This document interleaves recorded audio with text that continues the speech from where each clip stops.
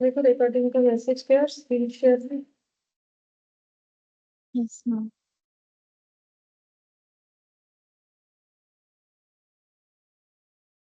Yes ma'am. अच्छा ठीक है। देखो लास्ट क्लास में हम लोगों ने वैल्यूएशन ऑफ गुडविल कंप्लीट किया था। ठीक है, आज हम लोग एडमिशन ऑफ पार्टनरशिप ये वाला स्टार्ट करेंगे। तो मेनली देखो ये इंपॉर्टेंट होता है। वैल्यूएशन ऑफ गुडविल एडमिशन में भी आ जाएगा, रिटायरमेंट में भी आ जाएगा, डेथ में भी आ जाएगा, इंडिविजुअली भी आ सकता है। ऐसा नहीं कि नहीं आ सकता। जैसे लास्ट दिन का जो क्वेश्चन नंबर 11 था वो देख सकते हो कितना, मतलब क्वेश्चन जो है वो बड़ा भी है, तो मतलब ज्यादा मार्क्स का क्वेश्चन उसमें आ सकता है। ठीक है, तो आज हम लोग पढ़ेंगे एडमिशन ऑफ पार्टनर। तो मेनली एडमिशन, रिटायरमेंट, डेथ और अभी डिसोल्यूशन भी ऐड हो गया है, पहले नहीं था, मतलब लास्ट टर्म से ऐड हुआ है।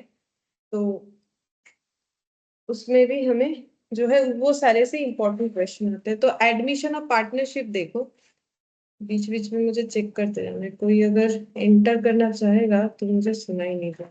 ठीक है, देखो एडमिशन ऑफ पार्टनरशिप में जब किसी पार्टनर का एडमिशन होता है तो हमें क्या क्या चीजों का ध्यान रखना पड़ेगा। ठीक है, सबसे पहला बात है कि मे बी रिवैल्यूएशन हो सकता है। ठीक है, रिवैल्यूएशन का मतलब होता है, रिवैल्यूएशन किस चीज का हो सकता है?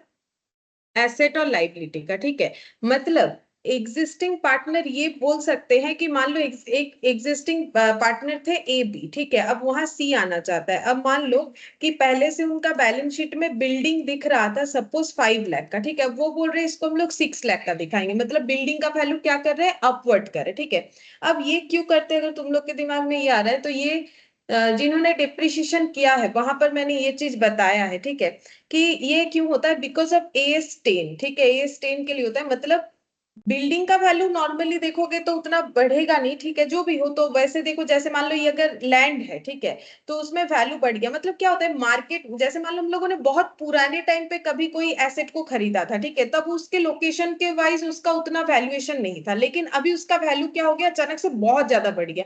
तो मेरा बुक वैल्यू और जो मार्केट वैल्यू है या फिर फेयर वैल्यू, उसमें काफी ज्यादा डिफरेंस दिखता है।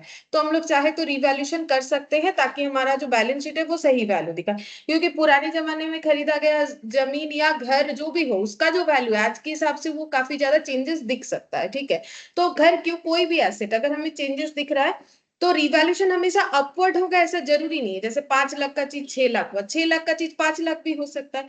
तो रिवैल्यूएशन अपवर्ड, डाउनवर्ड या फिर जो भी बोलो इंक्रीज डिक्रीज दोनों हो सकता है। इनकेस ऑफ एसेट भी हो सकता है, इनकेस ऑफ लाइबिलिटी भी हो सकता है। तो इस केस में एंट्री क्या होता है, जैसे अगर एसेट बढ़ रहा है तो एसेट बढ़ने से एसेट होता है डेबिट।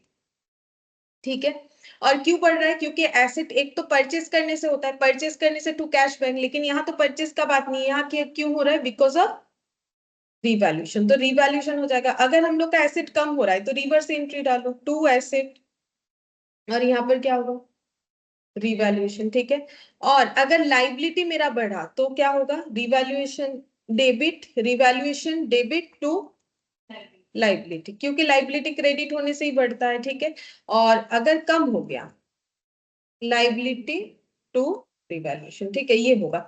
तो बेसिकली ये जो रिवैल्यूएशन अकाउंट है ये हम लोग क्या क्या अकाउंट मानेंगे, रियल, नॉमिनल, पर्सनल, क्या अकाउंट मानेंगे?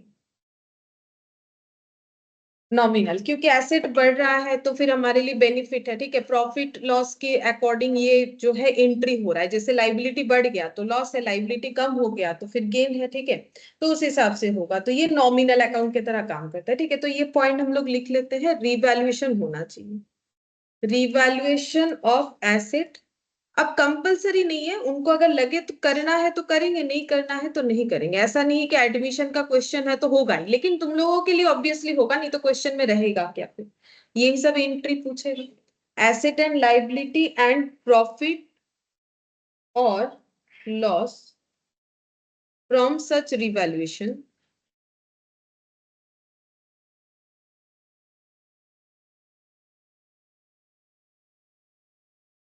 ट्रांसफर टू, ट्रांसफर, ये मैंने ट्रांसफर लिखा है शॉर्ट में। ठीक है, तुम लोग पूरा स्पेलिंग लिख लो, ट्रांसफर T/8 लिखा है, transfer to old partner in old PSR। ठीक है, तो रिवैल्यूएशन कर लेंगे एसेट लाइबिलिटी का, और रिवैल्यूएशन करने के बाद प्रॉफिट भी हो सकता है, लॉस भी हो सकता है। प्रॉफिट कब होगा? जब एसेट बढ़ेगा, लाइबिलिटी घटेगा। और लॉस कब होगा? जब एसेट घट जाएगा, लाइबिलिटी बढ़ जाएगा, तो लॉस होगा।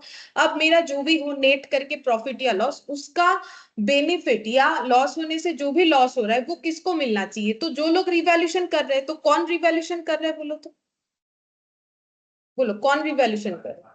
ओल्ड पार्टनर, ठीक है। तो ओल्ड पार्टनर रिवैल्यूएशन कर रहा है, तो उसमें बेनिफिट भी उनका है, लॉस हुआ तो लॉस भी उनका है, तो लेना किसको पड़ेगा? उन्हीं को पड़ेगा। अब उनके पास कौन सा रेशियो है? पुराने वाले प्रॉफिट शेयरिंग रेशियो, तो वही लेना पड़ेगा, ठीक है।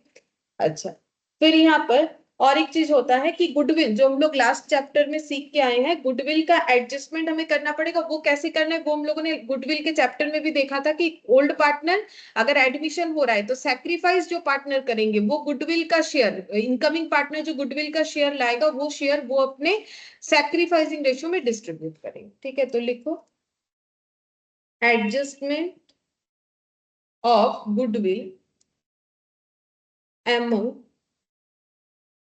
the old partners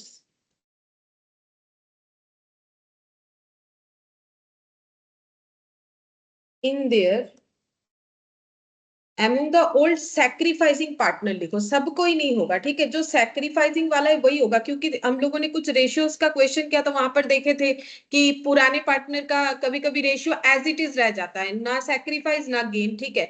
तो ऑलवेज सैक्रिफाइसिंग वाले पार्टनर को ही मिलता है। अगर किसी का गेन हो रहा है बाई चांस, ठीक है, नॉर्मली नहीं होता है, लेकिन अगर एडमिशन में एग्जिस्टिंग पार्टनर का गेन हो रहा है तो उसको नहीं मिलेगा। Sacrificing partner in their sacrificing ratio, in their sacrificing ratio, sacrificing ratio। फिर अगर कोई हम लोग का अनडिस्ट्रीब्यूटेड प्रॉफिट या लॉस है, वो कहाँ दिखेगा? बैलेंस शीट में, ठीक है। बैलेंस शीट में कोई अनडिस्ट्रीब्यूटेड प्रॉफिट है, लॉस है, किसी तरीके का रिजर्व है, जैसे कि जनरल रिजर्व वगैरह, ये सब डिस्ट्रीब्यूट कर लेना है पार्टनर लोग, ओल्ड पार्टनर को। क्यों? इसका लॉजिक क्या है? क्योंकि ये प्रॉफिट किसने क्रिएट किया था? ओल्ड पार्टनर ने। तो वो लोग नहीं चाहते हैं जो नया आ रहा है उसको हमारी मेहनत का कोई भी बेनिफिट मिले, तो इसीलिए अलाउड किया गया है कि अगर आप लोगों के क्रिएट किया गया कोई भी प्रॉफिट है, प्रॉफिट से क्रिएट किया गया किसी तरीके का रिजर्व है, तो सारी चीजों को क्या करो? अपने अंदर डिस्ट्रीब्यूट कर लो। अब डिस्ट्रीब्यूट कैसे करेंगे? जैसे प्रॉफिट डिस्ट्रीब्यूट होता है, यानी उनके ओल्ड पीएसआर में, ठीक है। तो यहाँ पर लिखेंगे एनी अनडिस्ट्रीब्यूटेड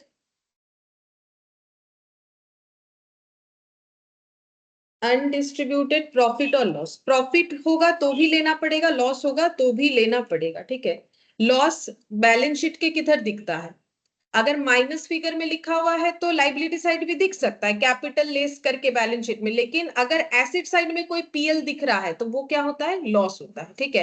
क्योंकि टी शेप में एसेट साइड में भी कभी कभी लिख देते, जो कि कंपनी अकाउंट्स में तुम लोग को नहीं मिलेगा। उसमें कभी भी वो टी शेप तो होता ही नहीं है आज के डेट पे कंपनी अकाउंट्स, तुम लोगों ने यही वाला सीखा होगा, ठीक है। तुम लोग के लिए कोई कंफ्यूजन का बात नहीं है। ऐसे होता है कंपनी अकाउंट्स का, यहाँ पर होता है हम लोग का ऐसे, इक्विटी एंड लाइबिलिटीज लिखते हैं, फिर यहाँ पर लिखते हैं एसेट्स, ठीक है।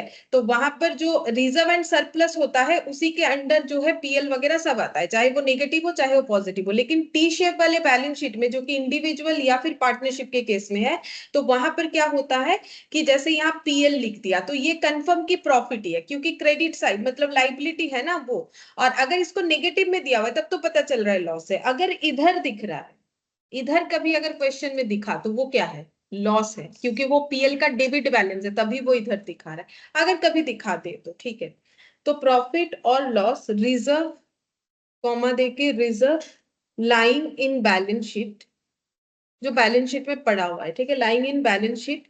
ट्रांसफर, ये मैंने B/A इस बैलेंस शीट के लिए लिखा है, T/A ट्रांसफर के लिए लिखा है, to old partners in old PSR, in old PSR. अच्छा, और दो चीज होता है। एक होता है अगर कोई लाइबिलिटी अनरिकॉर्डेड है, ठीक है, हो सकता है कि लाइबिलिटी रिकॉर्ड नहीं हुआ था उसके बाद वो लाइबिलिटी ऑकर हुआ, तो अनरिकॉर्डेड है और एडमिशन होने वाला है, तो अनरिकॉर्डेड लाइबिलिटी को क्या करना पड़ेगा? रिकॉर्ड करना पड़ेगा। तो लिखिए यहाँ पर any unrecorded liability should be recorded. कोई भी अगर अनरिकॉर्डेड लाइबिलिटी है वो हमें रिकॉर्ड कर लेना है, ठीक है। तो लाइबिलिटी का रिकॉर्डिंग करेंगे तो लाइबिलिटी हम लोग का क्रेडिट होगा, ठीक है। और अगर किसी तरीके का अनरिकॉर्डेड प्रॉफिट है, एनी अनरिकॉर्डेड प्रॉफिट और लॉस शुड बी रिकॉर्डेड। अगर किसी तरीके का अनरिकॉर्डेड प्रॉफिट या लॉस है वो भी हमें रिकॉर्ड करना।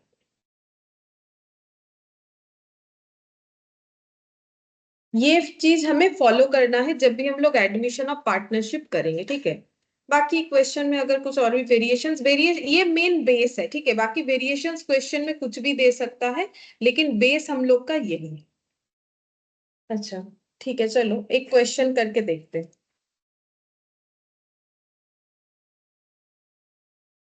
देखो बोल रहा है the following is the balance sheet of Ram and Mohan who share profit and losses in the ratio of 3:2 as on 1 Jan 2022। ठीक है, ये थोड़ा गलत लिखा हुआ है, वो 2022 होगा, 20222 ऐसे लिखा हुआ है। लाइबिलिटीज में देखो trade payable, Ram's capital, Mohan's capital, इधर बिल्डिंग है, plant machinery, inventories, trade receivable और बैंक है। यहाँ पर बोला है कि on this date Shyam was admitted on this date, मतलब यही वाला जब का बैलेंस शीट है, क्योंकि अलग से कोई डेट नहीं दिया है, तो इसी डेट में क्या हो रहा है, श्याम जो है वो एडमिट होने वाले हैं इनके पार्टनरशिप फर्म में, ठीक है। तो यहाँ पर क्या बोला है देखो कि ही इज टू पे, मतलब श्याम को पे करना है 25,000 as his capital and 10,000 as his share of goodwill for 1/5 share in profit, ठीक है। अगर 1/5 प्रॉफिट का शेयर लेना है जो कि ऑफर किया गया होगा, तो उसके लिए बता दिया क्या क्या लाना है। 25,000 कैपिटल के लिए लाना है और शेयर ऑफ गुडविल कितना लेके आना है, 10,000। The new profit sharing ratio after Shyam's admission हो जाएगा, 3 लोग हो गए तो 5:3:2। Asset are to be revalued, ये देखो रिवैल्यूशन होगा। तो रिवैल्यूशन में बोला है बिल्डिंग का वैल्यू हम लोग 25,000 कर देंगे। ये कौन डिसाइड किया है, राम और मोहन, ठीक है। बिल्डिंग कितने का था, 18, तो बढ़ा दिया, ठीक है। तो रिवैल्यूशन क्या हो गया, अपवर्ड। अब इसमें प्रॉफिट होगा कि लॉस, प्रॉफिट, क्योंकि एसेट बढ़ रहा है तो ऑब्वियसली प्रॉफिट होगा। बिल्डिंग का वैल्यू बढ़ने से तो अच्छा ही है ना, अपना बिल्डिंग ही सोचो, अगर वैल्यू बढ़ेगा 18,000 का बिल्डिंग 25,000 का होगा तो अच्छा बात है। प्लांट मशीनरी 12,000, प्लांट मशीनरी देखते हैं पहले कितना था, 15, तो इसमें क्या हुआ, कम हो गया, लॉस है, ठीक है। तो रिवैल्यूशन डेबिट होगा। अच्छा, अब यहाँ पर इन्वेंट्रीज 12,000, इन्वेंट्रीज था कितने का, 12,000 ही था, तो नो चेंजेस, ठीक है। इसमें कुछ नहीं करना है, मतलब इसको दिखाना ही नहीं है रिवैल्यूशन में, क्योंकि रिवैल्यूशन में हम लोग इंक्रीज या डिक्रीज वैल्यू दिखाते हैं। तो 12,000 माइनस 12,000 तो वो कितना होगा, 0। तो फिर कोई चेंजेस, नो चेंजेस, तो फिर उसका 0 का कोई एंट्री नहीं होता है, ठीक है। फिर बोला है trade receivable because of doubtful debt, तो बोल रहा है डेटर को 9,500 दिखाना पड़ेगा, क्योंकि हमें किसी डेटर पे या फिर कुछ डेटर पे डाउट है, ठीक है, 1 2 3 जो भी होगा। तो यहाँ पर डेटर बोला था, देखो डेटर कहाँ गया, ये रहा 10,000। तो उसको कितना करना है, 9,500, मतलब कितना कम करना है, ये भी लॉस है, ठीक है, ये भी लॉस है। फिर बोल रहा है it was found that there was a liability for 1,500 for goods receive but not recorded, मिला अनरिकॉर्डेड लायबिलिटी। तो ये क्या होगा, प्रॉफिट या लॉस। अगर हमारा लायबिलिटी बढ़ेगा तो क्या होगा, सिचुएशन लॉस होगा, ठीक है। तो लायबिलिटी को क्रेडिट कर देंगे, और इसको भी हम लोग कहाँ दिखा सकते हैं, रिवैल्यूएशन में, ठीक है। अच्छा, फिर बोल रहा है जर्नल एंट्री करना है और also keep the balance sheet of the partnership firm after Shyam's admission. तो हम लोग को जर्नल एंट्री दिखाना है और इसका बैलेंस शीट बना के देना है। कोई लेजर पोस्टिंग यहाँ नहीं बोला है, सिंपल सा क्वेश्चन है, पहला है इसीलिए, ठीक है। देखो कैसे होगा जर्नल एंट्री, ठीक है। तुम लोग अपने हिसाब से जो है स्ट्रक्चर वगैरह बना सकते हो, हम उतना नहीं फॉलो करते क्योंकि हम लोग काफी सारा क्वेश्चन करेंगे, तो हम जस्ट एक इन जनरल बना देते हैं। तुम लोग अपना बना सकते हो जैसे बनाते हो, डेट, पर्टिकुलर्स, डेबिट डेबिट। अच्छा, सबसे पहले कौन सा एंट्री करेंगे, जैसा क्वेश्चन दिया हुआ है वैसे ही कर लेना चाहिए, क्योंकि हमें वैसे स्पेसिफिकली कौन से डेट पे गुडविल आ रहा है, पैसा कौन सा, वो कुछ नहीं बोला है। तो हम लोग एक 1 2 3 4 जो सीक्वेंस में हमें ट्रांजैक्शंस दिया हुआ है उसी सीक्वेंस में कर लेंगे। जैसे कि सबसे पहले कैपिटल लाना पड़ेगा, ठीक है। तो ये कौन से डेट पे होगा, ये 1/1/2022 पे होगा। तो हम यहाँ पर लिख रहे हैं 1/1/2022। तो कैपिटल इंट्रोडक्शन का एंट्री क्या होगा, तो तुम लोग 11 से करते आ रहे हो, कैश टू कैपिटल, तो क्या हो जाएगा, बैंक टू श्याम्स कैपिटल। यहाँ पार्टनर होता है ना, तो पार्टनर का नाम लिखना जरूरी होता है, क्योंकि कैसे पता चलेगा किसका कैपिटल है, क्योंकि इंडिविजुअल होता है तो सिर्फ कैपिटल लिखने से होता है, क्योंकि वहां वही इंसान का ही कैपिटल होगा जो बिजनेस को रन करवा रहा है, ओनर एक होता है उसमें। 25,000। नरेशन भी बता देते हैं, बीइंग कैपिटल इंट्रोड्यूस्ड।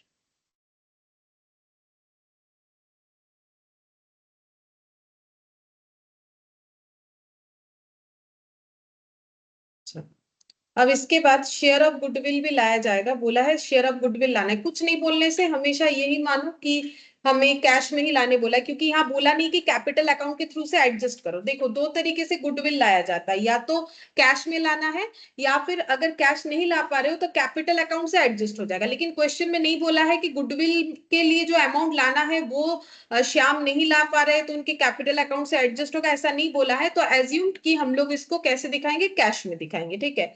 तो गुडविल का पैसा आ रहा है, तो हम क्योंकि दो एंट्री से दिखाते हैं तो वही दिखा रहे, जैसे मैंने सिखाया हुआ है तुम लोग को, bank account debit to premium for goodwill. जब भी कैश में लाते हैं तो लिखना पड़ता है प्रीमियम फॉर गुडविल। इसका मतलब ही होता है कि हम लोग इसको कैश मान रहे हैं, और बैंक दिखाया मतलब कैश मान रहे हैं, ठीक है।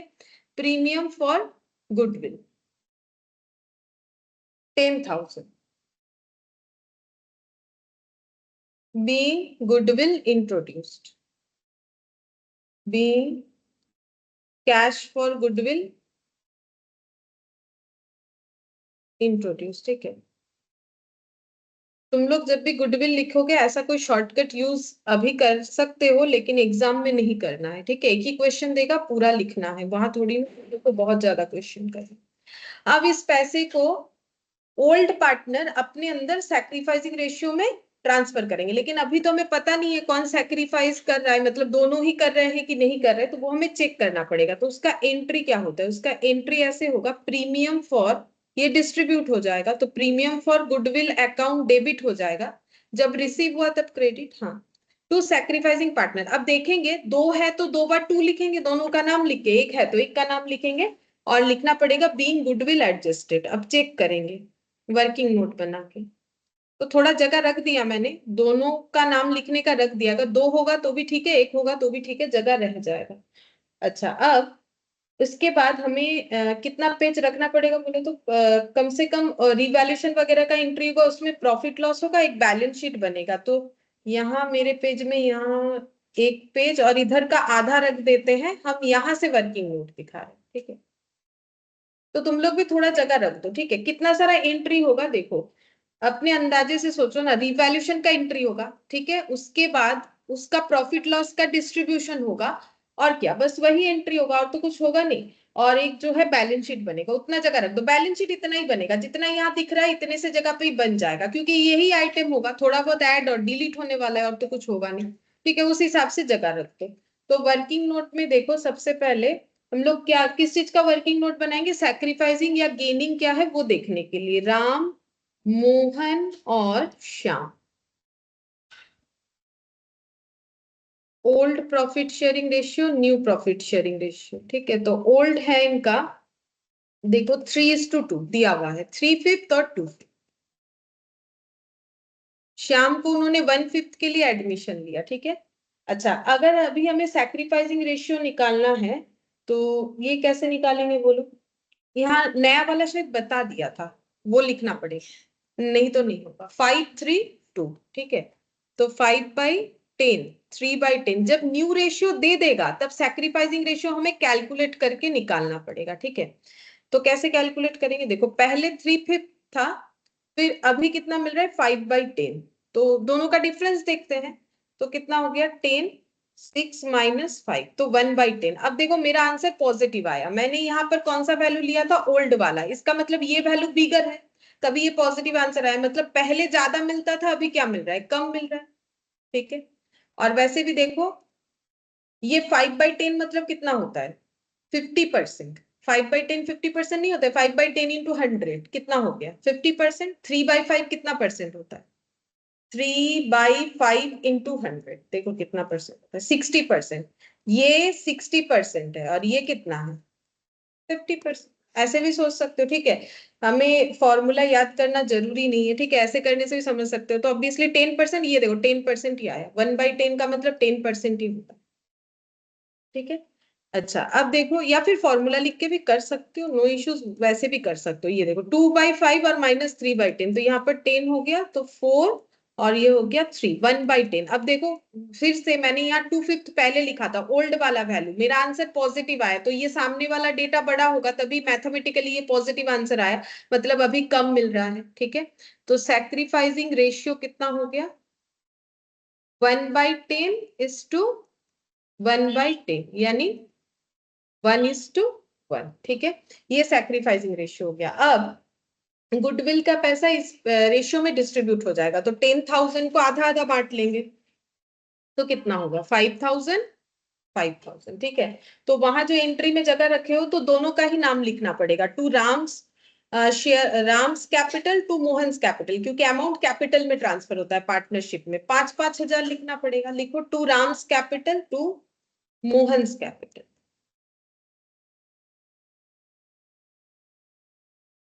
टू मोहन्स कैपिटल, 5,000 और 5,000, ठीक है। अच्छा नेक्स्ट हम लोग देखेंगे, जैसा ट्रांजैक्शन बोला है वैसे ही करते जाएंगे। तो यहाँ पर एसेट रिवैल्यूएशन देखो, अभी अभी हम लोगों ने चेक किया था बिल्डिंग का वैल्यू बढ़ा था, ठीक है, तो फिर क्या एंट्री होगा, बोलो। बिल्डिंग का नाम देना है, building account debit to revaluation, तो लिखो बिल्डिंग बढ़ रहा है इसीलिए बिल्डिंग डेबिट होगा, अगर कम हो रहा होता तो फिर उसे क्रेडिट करना पड़ता है। What comes in debit, what goes out is credit, asset के केस में। या फिर अगर मॉडर्न अप्रोच लगाते हो, एसेट बढ़ेगा तो डेबिट, एसेट कम होगा तो क्रेडिट, जो भी अप्रोच लगाना चाहो लगाओ। टू रिवैल्यूएशन, अब रिवैल्यूएशन में कौन सा अमाउंट जाता है, जितने से इंक्रीज या डिक्रीज हुआ, तो वैल्यू पहले 18 था, ऐसा नहीं कि पहले कुछ भी नहीं था, 18 से 25 हुआ तो डिफरेंस को लिखना होता है, कितने से बढ़ा, 7,000, ठीक है। मतलब क्या लिखना है ना तुम लोग को, 25,000 -18,000 का कैलकुलेशन लिखना है। एक बार मैंने लिख के दिखा दिया, ये लिखना नेसेसरी नहीं होता, याद रखने के लिए, ठीक है। तो 7,000, हमें यहाँ पर ना तो ओल्ड वैल्यू लिखना है डायरेक्टली, ना तो न्यू वैल्यू लिखना है, दोनों का डिफरेंस लिखना होता है। बीइंग बिल्डिंग रिवैल्यूड अपवर्ड, या फिर इंक्रीज, जो लिखना चाहो लिख सकते हो, उसमें कोई प्रॉब्लम नहीं है, जो भी लैंग्वेज यूज कर सकते हो। अच्छा इसके बाद हमें और भी एक एसेट का बोला हुआ था, प्लांट का, प्लांट एंड मशीनरी और ट्रेड रिसीव। इन्वेंट्रीज रिकॉर्ड नहीं करेंगे क्योंकि उसका तो जीरो आ रहा है, प्लांट और डेटर दोनों ही हम लोग का कम हुआ था, हम लोगों ने देखा था, ठीक है।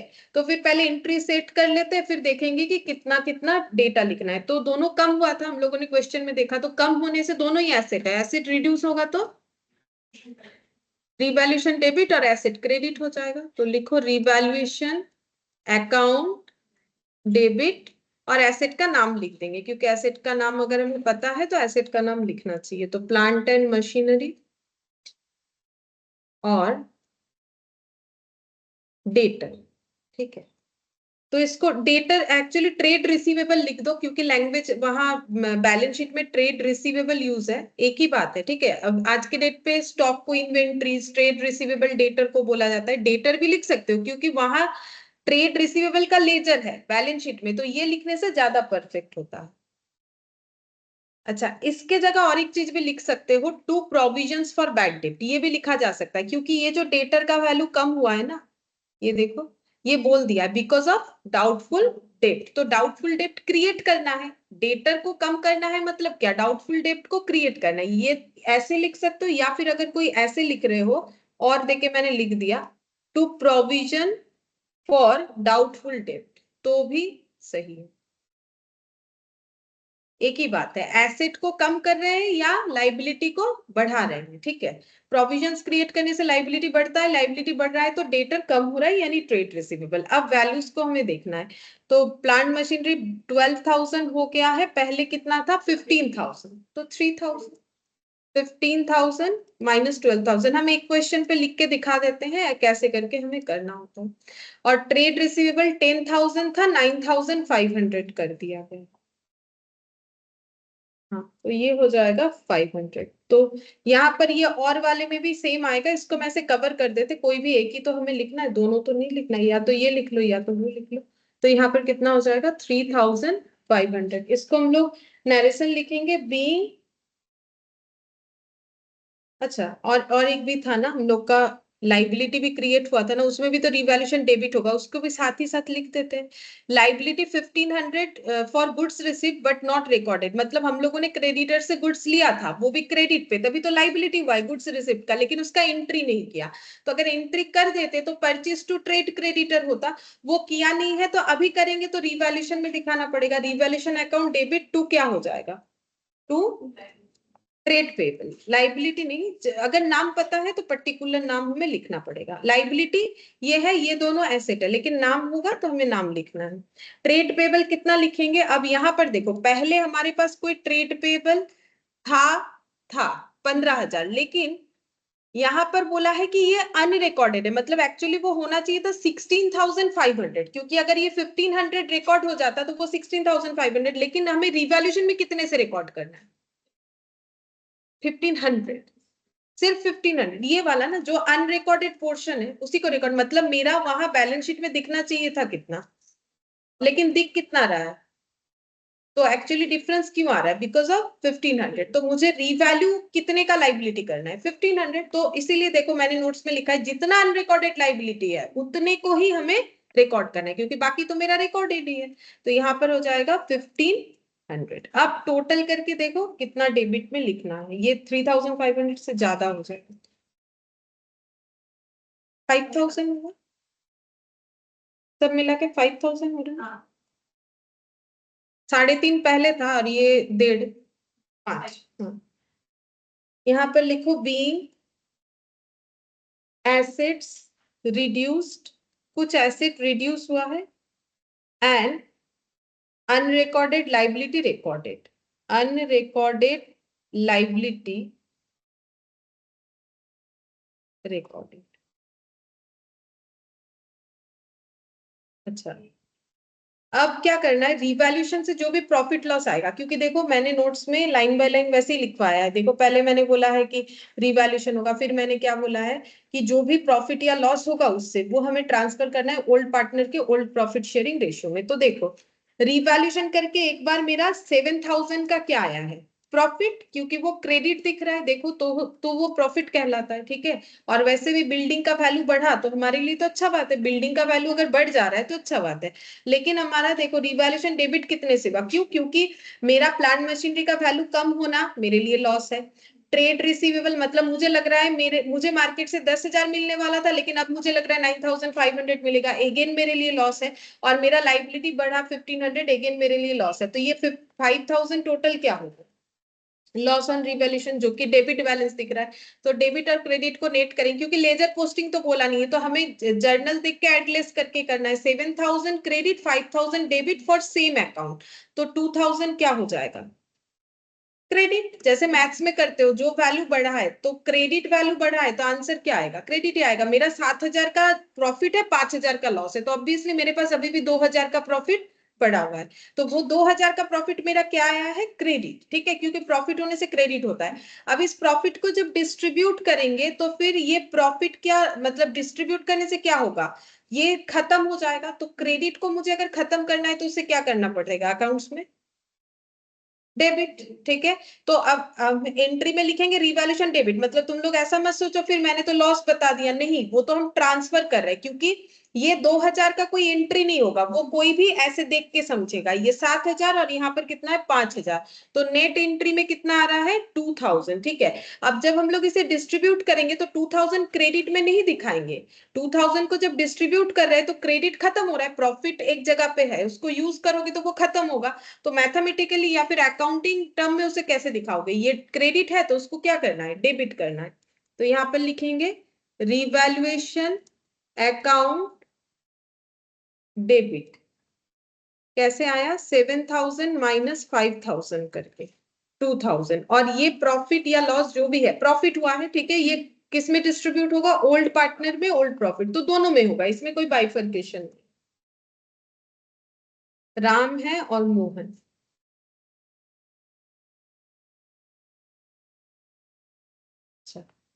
प्रॉफिट शेयरिंग रेशियो ओल्ड वाला था आई थिंक 3/5 और ये वाला था शायद 2/5। एक बार देख लेते हैं यहाँ रेशियो में। हाँ 3/5 और 2/5 तो डिस्ट्रीब्यूट करो 6,000 और ये नहीं हाँ 400 हो रहा है ना ये डिवाइड करके 1,200 और ये हो जाएगा 800 being profit on revaluation distribute among old partner in old PSR among old partner in old PSR। अच्छा अब हमें बना के देना एक बैलेंस शीट। ठीक है तो मेरा जगह कम पड़ेगी। ठीक है इधर बना लेते हैं हो जाएगा मेरा यहाँ पर। ठीक है उधर मेरा पूरा नहीं बनेगा तो हम यहाँ पर बना रहे। तुम लोग इसके नीचे बनाओ जगह है तो। ठीक है तो यहाँ पर बैलेंस शीट बना रहे। ठीक है इधर इसके नीचे ही बना लेते हैं। कौन सा एग्जाम चलो बैलेंस शीट ऑफ। तुम लोग को लेकिन बीच में वर्किंग नोट ऐसे नहीं करना है। ठीक है तुम लोग को अपना जो है जगह वगह सही तरीके से रखना है। अभी हो गया है मेरे जैसा तो चलेगा एग्जाम में ध्यान दो।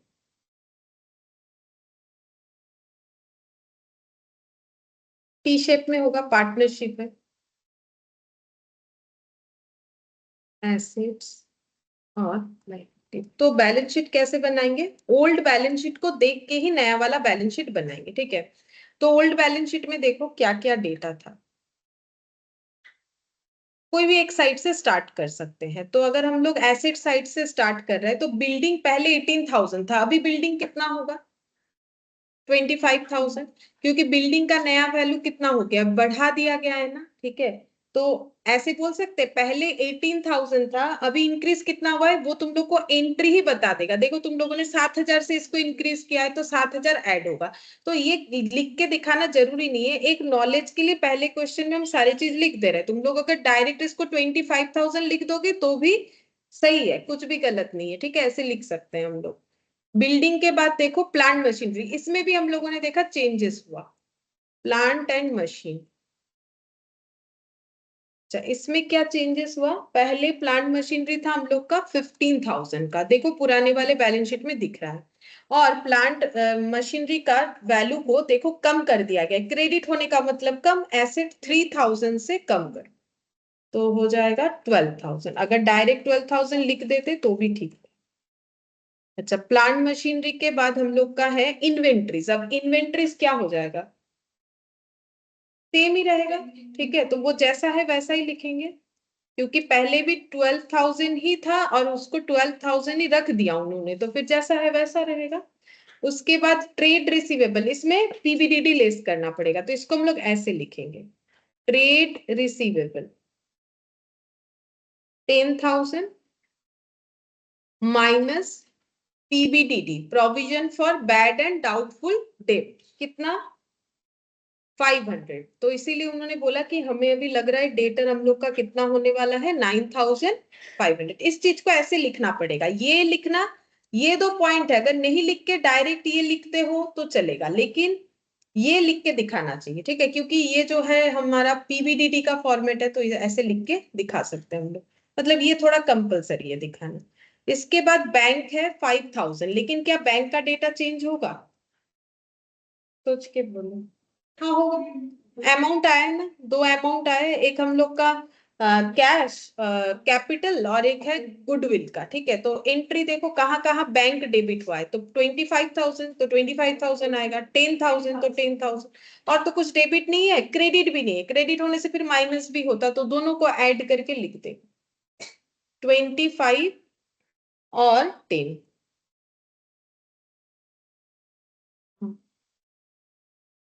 40,000 टोटल करके देखो कितना आता है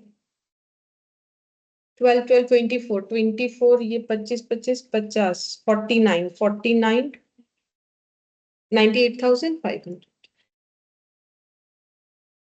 अच्छा, अब इधर लाइबिलिटी साइड देखते हैं। पहले ओल्ड वाले बैलेंस शीट में जाएंगे, ट्रेड पेबल, क्या इसमें कोई चेंजेस है?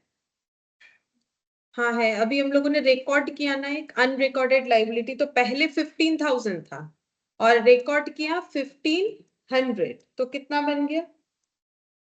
16,500।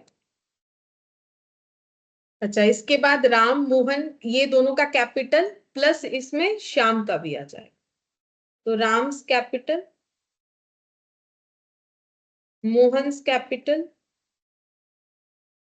और श्याम्स कैपिटल। अच्छा, क्या राम के कैपिटल में कोई चेंजेस होगा? होगा, क्योंकि गुडविल का शेयर ऐड हो रहा है ना उनका। तो देखो, राम का पहले से कैपिटल कितना था? 20,000, क्योंकि वो सैक्रिफाइस करने वाले हैं श्याम के आने से, तो उनको सैक्रिफाइस करने के लिए गुडविल का शेयर मिल रहा है, जो कि कितना है? 5,000। मोहन को भी कितना मिल रहा है? 5,000। तो दोनों का कैपिटल 5,000 से ऐड हो जाएगा, तो यहाँ पर हो गया 5,000, तो 25,000। अच्छा, यहाँ पर बिगिनिंग में इनका था 25 ma'am plus profit 5। On revaluation भी तो ऐड होगा ना? प्रॉफिट ऑन रिवॉल्यूशन, ओ वो भी तो ऐड होगा, सही बात है। प्रॉफिट ऑन रिवॉल्यूशन 1200 और 800, हाँ वो भी लगा। और यहाँ पर हम ऐसे लिखते रहे 1200 और यहाँ पर एक 800, हाँ सही है, ये भी ऐड होगा, तो 25,000, 26,200। ठीक कर लो थोड़ा, 26,200। अच्छा, ये हो गया 30,800। और श्याम के कैपिटल में देखो, उसके अकाउंट में कैपिटल में कितना आया है? श्याम का कैपिटल क्रेडिट हुआ है 25, और उसके बाद कुछ भी नहीं हुआ उसका कैपिटल, तो फिर डायरेक्ट 25 लिख देंगे। और ऐड करके देखो, दोनों साइड बराबर आ रहा है कि नहीं? 98,500 इधर भी आना चाहिए, देखो।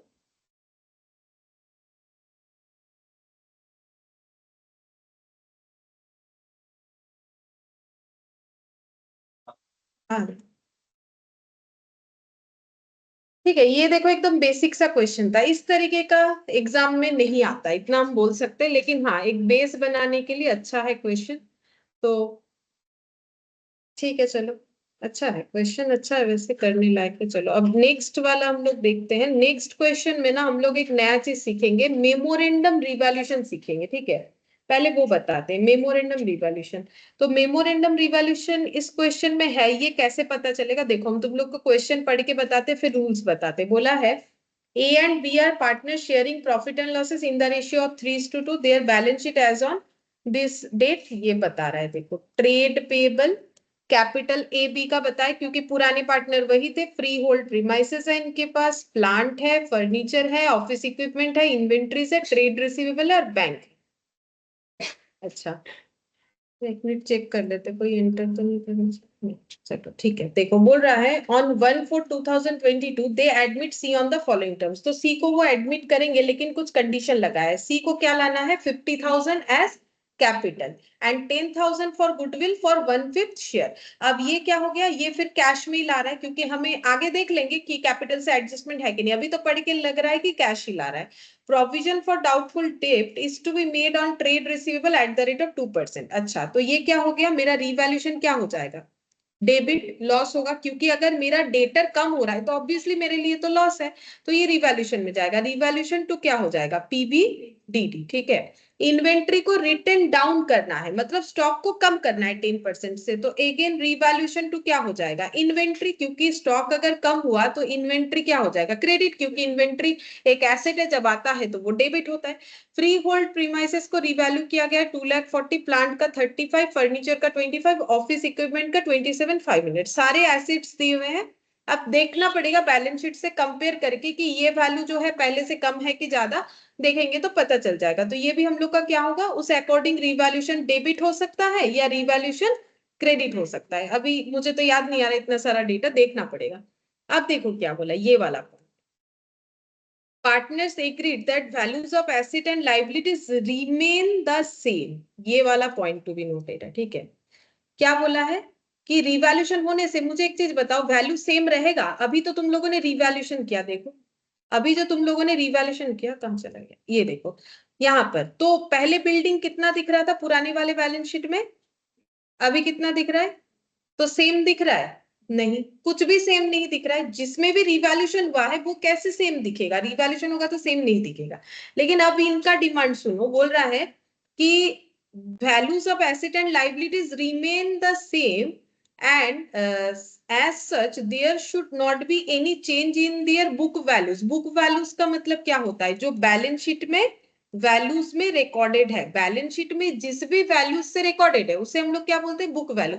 बोल रहा है जैसा बैलेंस शीट में दिख रहा था वैसा दिखना चाहिए, हम लोग किसी एसेट लाइबिलिटीज को चेंज नहीं करेंगे। लेकिन यहाँ तो बोला है चेंज करेंगे, ये सब करोगे तो चेंज नहीं होगा, चेंज तो होगा। फिर भी बोल रहा है चेंज नहीं करना है। मतलब ऐसा कोई अकाउंटिंग ट्रीटमेंट होता होगा जिसमें चेंज करने के बाद भी चेंज नहीं होगा, ठीक है? उसको बोलते हैं मेमोरेंडम रिवैल्यूएशन। ये जो रिवैल्यूएशन का टेक्निक होगा इसको सिर्फ रिवैल्यूएशन नहीं बोला जाता है, बोला जाता है मेमोरेंडम। मेमोरेंडम जो लैंग्वेज है इसका मतलब ही होता है रफ, ठीक है? रफ वर्क, ठीक है? मतलब हम लोग इसको रफ मतलब क्या होता है? क्या वो हमारा मेन सोल्यूशन का पार्ट होता है? नहीं, ठीक है? तो मतलब रिवैल्यूएशन करना भी है और नहीं भी करना है, ये मैटर है, ठीक है?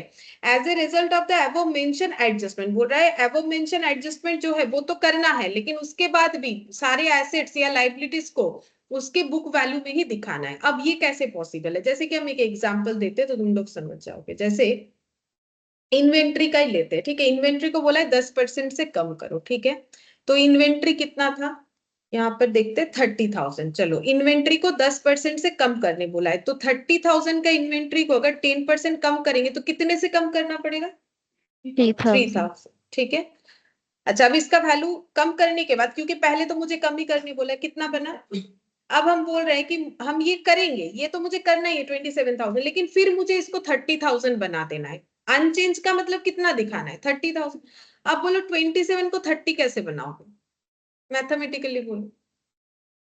3,000 ऐड कर दोगे, ठीक है? ये क्या हुआ था? Revaluation debit. और अगर ऐड करोगे तो क्या हो जाएगा? एसेट बढ़ रहा है, रिवैल्यूएशन क्रेडिट, मतलब टू रिवैल्यूएशन हो जाएगा। मतलब सीधा बात है, एक बार हमें रिवैल्यूएशन करना जैसे है, क्वेश्चन जैसे बोलेगा वैसे करना है, फिर उसका ऑपोजिट इंपैक्ट देना है। मतलब सीधा बात है, 30,000 में 3,000 लेस करेंगे, फिर 3,000 ऐड कर देंगे। रिवैल्यूएशन का रिवैल्यूएशन भी हो जाएगा और मेरा डेटा भी अनचेंज रह जाएगा। इस प्रोसेस को बोला जाता है मेमोरेंडम रिवैल्यूएशन, और यही पूरा प्रोसेस हमें फॉलो करना है। एक बार हम लोग नॉर्मल रिवैल्यूएशन करेंगे, उसके बाद जब उसका दोबारा रिवैल्यूएशन करेंगे तो उस पैटर्न को बोला जाता है मेमोरेंडम। लेकिन उसका कुछ रूल्स होता है वो हम बता दे रहे हैं। ये तो मैंने मैथमेटिकली बता दिया कि किस तरीके से तुम लोग वैल्यू को अनचेंज रख सकते हो। अब रूल्स को एक बार लिख लो ताकि याद रहे, क्योंकि और क्वेश्चन में कैसे पहचानोगे? क्वेश्चन में ये चीज ध्यान से देखना है, कहीं पर भी ऐसा कुछ लैंग्वेज मिल गया सेम रखना है, या फिर इसके जगह अनचेंज्ड, ठीक है? कुछ भी इंग्लिश यूज कर सकता है, या फिर बुक वैल्यू में दिखाना है। अगर ये चीज हमें अलग से कहीं पर भी मेंशन किया है, चाहे वो स्टार्टिंग में हो, चाहे एंडिंग में, चाहे बीच में, तो फिर सिर्फ रिवैल्यूएशन करके नहीं आना है। सिर्फ रिवैल्यूएशन करके आने से भी क्वेश्चन मैच हो जाएगा, उसमें कोई प्रॉब्लम नहीं है। जैसा सिर्फ रिवैल्यूएशन कर दोगे, कैपिटल बना दोगे, बैलेंस शीट बना दोगे, मैच होगा? क्यों नहीं होगा? बैलेंस शीट अलग दिखेगा। लेकिन जब मुझे बोला ही नहीं है वो करने के लिए, तो हम कैसे करें? तो मेमोरेंडम रिवैल्यूएशन ऐसे कोई हाईलाइट नहीं होगा कि भाई ये मेमोरेंडम रिवैल्यूएशन, इसी के अंदर जो बोला हुआ रहेगा वो हमें समझना पड़ेगा, ठीक है? तो पॉइंट मैंने बता दिया, क्या देख के हमें याद रखना है, ठीक है? चलो इसका रूल्स लिखो, नोट बना लेते हैं इस पे। चलो नोट, इफ क्वेश्चन, मैंने सिर्फ क्यों लिखा है, इफ क्वेश्चन रिक्वायर्स एनी और ऑल, एनी और ऑल, एनी और all assets and liabilities to be same after admission, retirement और डेथ। ये किसी भी क्वेश्चन में आ सकता है। हम लोग को एडमिशन में मिला है, ऐसा नहीं कि एडमिशन में ही ये वाला चीज अपीयर हो सकता है, जहां जहां रिवैल्यूएशन का कंसेप्ट आएगा मेमोरेंडम भी दे सकता है, कहीं पर भी दे सकता है। Point 1, memorandum revaluation account is prepared for the item to be prepared as it is.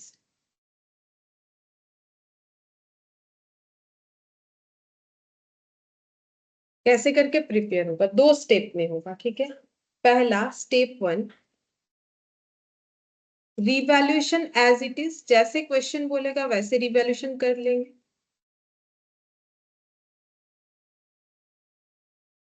और रिवैल्यूएशन करने के बाद क्या आएगा? प्रॉफिट या लॉस, ठीक है। वो प्रॉफिट लॉस कैसे डिस्ट्रीब्यूट होगा? ओल्ड पार्टनर में old profit sharing ratio, profit और loss share in old PSR in old partner. ये नॉर्मल जब हम लोग रिवैल्यूएशन करेंगे जैसे हम लोग बाकी क्वेश्चन में करते हैं, लेकिन इसमें हमें सेकेंड टाइम रिवैल्यूएशन करना है, तो उसका रूल्स क्या है? बोल रहा है रिवर्सल ऑफ रिवैल्यूएशन, मतलब पहले अगर किसी आइटम को डेबिट किया तो उसको भी क्रेडिट करेंगे, तभी ना मेरा प्लस माइनस इंपैक्ट होगा। जैसे 3000 माइनस किया तो इन्वेंट्री क्रेडिट किया था, जब 3000 ऐड करेंगे तो इन्वेंट्री क्या करेंगे? डेबिट। तो रिवर्स करना है, रिवर्सल ऑफ रिवैल्यूएशन, रिवैल्यूएशन को हमें रिवर्स करना है, ठीक है। अब फिर से अगर रिवैल्यूएशन कर रहे हैं तो उसमें भी हम लोग का क्या आ सकता है? प्रॉफिट और लॉस। अब ये कौन शेयर करेगा? इसमें थोड़ा सा चेंजेस है। शेयर इन न्यू रेशियो, ये न्यू रेशियो में शेयर होगा in all partners among sorry including new partner, ठीक है। इंक्लूड न्यू रेशियो में होगा तो ऑटोमेटिकली नया पार्टनर तो इंक्लूड हो ही रहा है, तो न्यू रेशियो में होने का मतलब ही है कि सारे पुराने पार्टनर इंक्लूडिंग न्यू पार्टनर, ये फॉलो करना पड़ेगा in case of memorandum revaluation. और अगर कोई प्रॉफिट एंड लॉस अकाउंट रहा, ठीक है, वो क्वेश्चन में आएगा तो बताएंगे, एक बार लिख लो। PL will be distributed as it is and then cancelled in new ratio।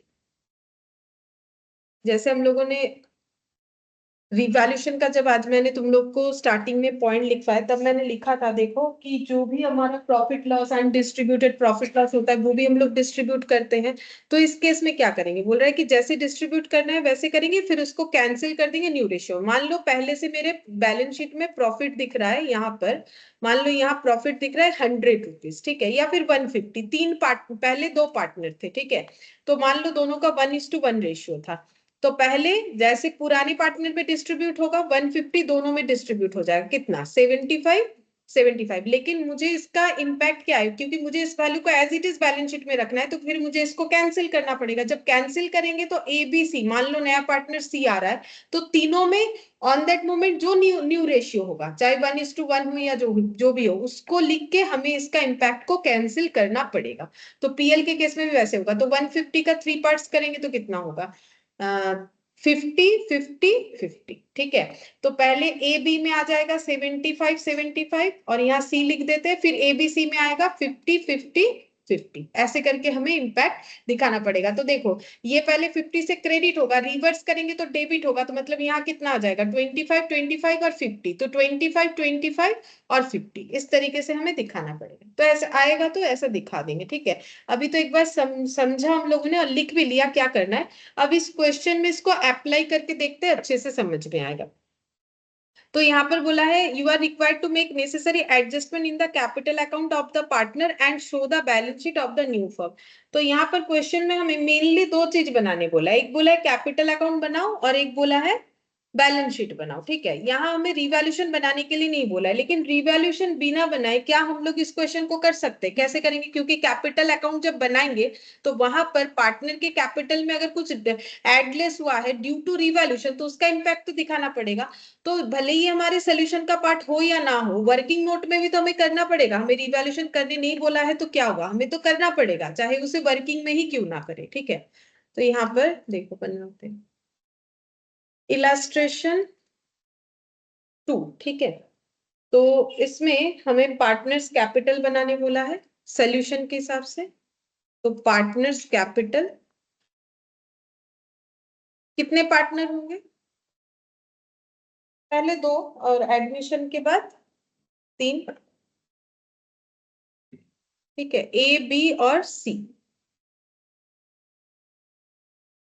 A B और सी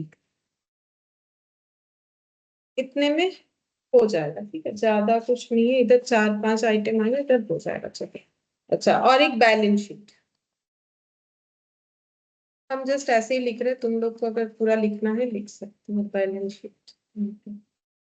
इतना जगह रख देते हैं, हो जाएगा। ठीक है, अब हम लोग वर्किंग नोट में बनाएंगे मेमोरेंडम रिवैल्यूएशन अभी, लेकिन हम लोग सिर्फ रिवैल्यूएशन नहीं बनाने वाले हैं। ठीक है, क्योंकि क्वेश्चन का डिमांड जो है उसके हिसाब से हमें मेमोरेंडम का ट्रीटमेंट करना चाहिए। मेमोरेंडम रिवैल्यूएशन,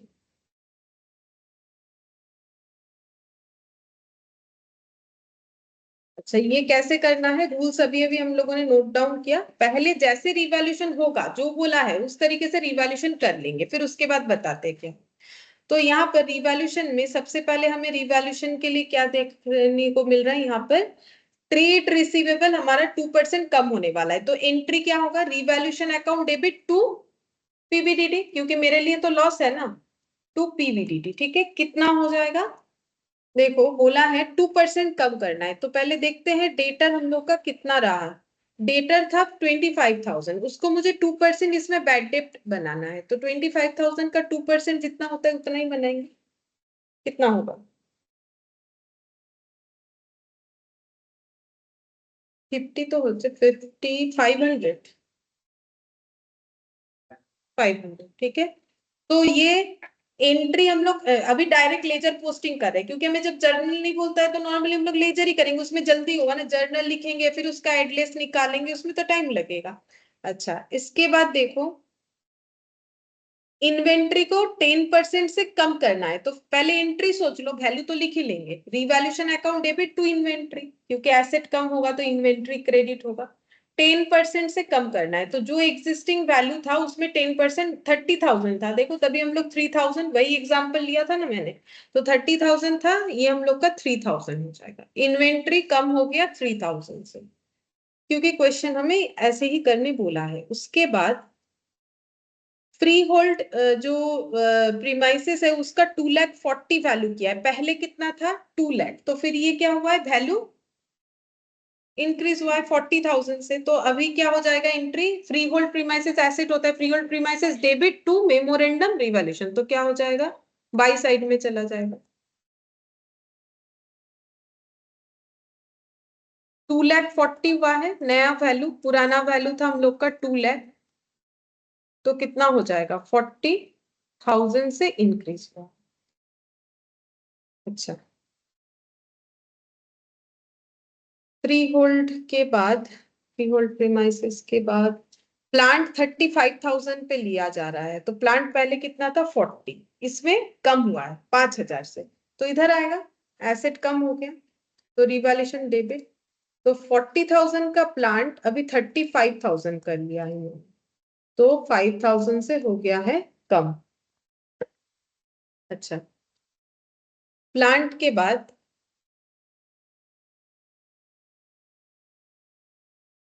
फर्नीचर 25,000, फर्नीचर कितना था? 20, तो इसको इंक्रीज किया गया है, तो इधर हो जाएगा बाई फर्नीचर 25,000 माइनस 20,000, 5,000 से इंक्रीज, फर्नीचर का वैल्यू 5,000 से इंक्रीज करता है। अच्छा, इसके बाद ऑफिस इक्विपमेंट 27,500, प्रीवियस वैल्यू देखना पड़ेगा। ऑफिस इक्विपमेंट 27,500, पहले 25 था, तो इंक्रीज हुआ है, कितना हो रहा है? तो बाई साइड में लिखना पड़ेगा, by office equipment, office equipment 27,500 कर दिया गया है, पहले था 25,000, तो कितना हो गया? 2,500। अच्छा, और कुछ है लिखते हैं, बस और कुछ नहीं है। इसके बाद बोला था कि वही मेमोरेंडम रिवैल्यूएशन करना है, उसके बारे में 5th नंबर पॉइंट से वही पता चला, और तो कुछ था नहीं। ठीक है, अब हम लोग इसको ऐड करेंगे, देखेंगे कि हम लोग का प्रॉफिट हुआ है कि लॉस हुआ है रिवैल्यूएशन में। तो देखो ये सब हमारे वैल्यूज बड़े हैं, वैल्यूज कितने बड़े? 40,000, 5,000, 2,000, मतलब 47,500 का वैल्यू बढ़ा है, लेकिन कम कितने से हुआ है? टोटल 8,500, तो प्रॉफिट हुआ है। ठीक है, ये देखो 47,000, थोड़ा नीचे लिखते हैं, डिस्ट्रीब्यूट भी तो करना पड़ेगा। 47,500 जो है, इधर टोटल मेरा एसेट का वैल्यू बढ़ा है, लेकिन नेट भी तो करना पड़ेगा, लेकिन कम भी तो हुआ है 8,500, तो माइनस करके देखो कितना आ रहा है? 39,000 आ रहा है। ठीक है, अब ये क्या हो गया? रिवैल्यूएशन में प्रॉफिट या लॉस? लॉस। सोच के देखो, इतना अगर मेरा एसेट बढ़ा है और इतने से अगर कम हुआ है, तो ये तो 8,500, इतने से एसेट डाउन हुआ है, इतने से एसेट बढ़ा है, ये सब बढ़ा है, तभी तो डेबिट। तो फिर नेट, नेट एसेट बढ़ा है, एसेट बढ़ा है तो प्रॉफिट हुआ ना। और वैसे भी टू क्रेडिट साइड है प्रॉफिट, तो इसको हम लोग लिखेंगे ऐसे, ऊपर लिखना है टू प्रॉफिट ऑन रिवैल्यूएशन, किनको जाएगा ये? ट्रांसफर टू, हाँ, ट्रांसफर टू पार्टनर्स कैपिटल, नीचे नाम लिख देते हैं, transfer to partners capital A और बी। ठीक है, तो इनका रेशियो जो था उसमें डिस्ट्रीब्यूट होना चाहिए। अब रेशियो देखते हैं कितना था, 3:2, मतलब 3/5 और 2/5। तो ये 39,000 को तुम लोग 3/5 और 2/5 में डिस्ट्रीब्यूट करके देखो कितना हो रहा है। 23,400 माइनस कर दो 15,600। ठीक है, तो ये इनको मिल गया, लेकिन यहाँ पर हमारा काम खत्म नहीं होता है, क्योंकि इसमें करना है हमें मेमोरेंडम रिवैल्यूएशन। तो उसमें क्या करना है? देखो स्टेप 1 स्टेप 2 पढ़ के देखो, रिवर्स कर दो रिवैल्यूएशन को, मतलब जो भी डेबिट किए उसे क्रेडिट कर दो, जो भी क्रेडिट किए उसे डेबिट कर दो। मतलब बाय फ्री होल्ड प्रीमाइसेस को क्या लिखोगे? 2। ठीक है, क्योंकि यहाँ तो मैथमेटिक्स अप्लाई नहीं करना है, डेबिट क्रेडिट का कंसेप्ट अप्लाई करना है। तो डेबिट किए हो जिसको क्रेडिट करो, क्रेडिट किए हो जिसको उसको डेबिट करो, एक्सेप्ट ये वाला, क्योंकि ये तो हमारा लेजर का जो है रिजल्ट आया। ठीक है, ये नहीं, ये सारे आइटम और ये सारे आइटम, इधर 3 और उधर 3, 3 3 6 आइटम्स का ऑपोजिट एंट्री कर दो। तो यहाँ पर ऐसे लिखो, टू फ्री होल्ड प्रीमाइसेस 40,000। ठीक है, ये डेटा लिख देना है, तभी तो देखो क्या होगा। मेरा फ्री होल्ड प्रीमाइसेस पहले कितना था? 2 लाख, फिर उसको मैंने 40,000 से बढ़ा दिया, ये बता रहा है। अब जैसे ही मैंने इसको इधर लिखा, तो 40,000 से वो क्या हो गया? कम हो गया, तो जैसा था वो वैसा ही दिखने लगा। ठीक है, अच्छा, और क्या लिखना है? टू साइड में टू फर्नीचर। ठीक है, हम पीछे लिख रहे हैं, मेरा जगह नहीं है, जस्ट देख देख के कॉपी पेस्ट करना है तुम लोग को, और कुछ नहीं। टू फर्नीचर जितना है उतना लिखो, कितना है? 5,000। अच्छा, इसके बाद office equipment 2,500, to office equipment 2,500, और उधर 3 आइटम। हाँ, पहले आ जाएगा बाई पीबीडीडी 500, उसके बाद by inventory, by plant, by inventory और बाई प्लांट। तो इन्वेंट्री कितना था 3000 और प्लांट 5000। तो रिवर्स कर दिया। अब रिवर्स करने के बाद भी तो कुछ आएगा, जैसे अगर यहाँ प्रॉफिट आया था, यहाँ सेम अमाउंट से क्या आएगा, लॉस आएगा।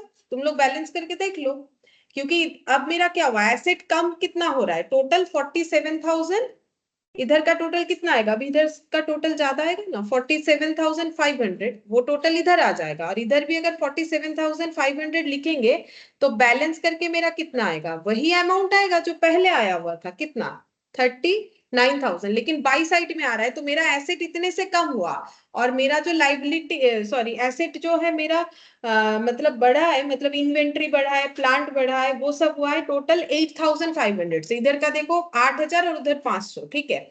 तो फिर मेरा लॉस ही हुआ है, क्योंकि मेरा जो डिक्रीज का वैल्यू वो ज्यादा है। ऑब्वियसली इधर अगर प्रॉफिट आएगा तो सेम चीज लिख रहा है, तो इधर तो मेरा लॉस ही आएगा। तो ये बाई साइड में आ रहा है, ठीक है। वैसे बाई साइड में आ रहा है, डेबिट है, डेबिट बैलेंस जो है वो लॉस होता है। By loss on revaluation transfer to partners capital, transfer to partners capital. लेकिन अभी किनको ट्रांसफर होगा, सभी को, ए बी और सी इंक्लूडिंग न्यू पार्टनर। और कौन सा रेशियो होगा, न्यू रेशियो, ठीक है। यही हम लोगों ने नोट डाउन किया। अब न्यू रेशियो इनका क्या हमें बता दिया था, नहीं, इस क्वेश्चन में हमें न्यू रेशियो नहीं बताया है। तो क्या न्यू रेशियो हमें कैलकुलेट करना पड़ेगा, न्यू रेशियो नहीं बताया ना, नहीं बताया, न्यू रेशियो कैलकुलेट करना पड़ेगा, ठीक है। चलो कैलकुलेट कर लेते हैं। इसके नीचे वर्किंग नोट 2 बना लो, न्यू रेशियो कैलकुलेट हो जाएगा।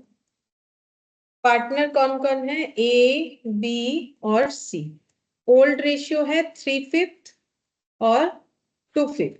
लेकिन सी को कितने प्रॉफिट के लिए एडमिशन लिया गया वो हमें बताया नहीं, तो कैसे करेंगे, 1/5, ठीक है।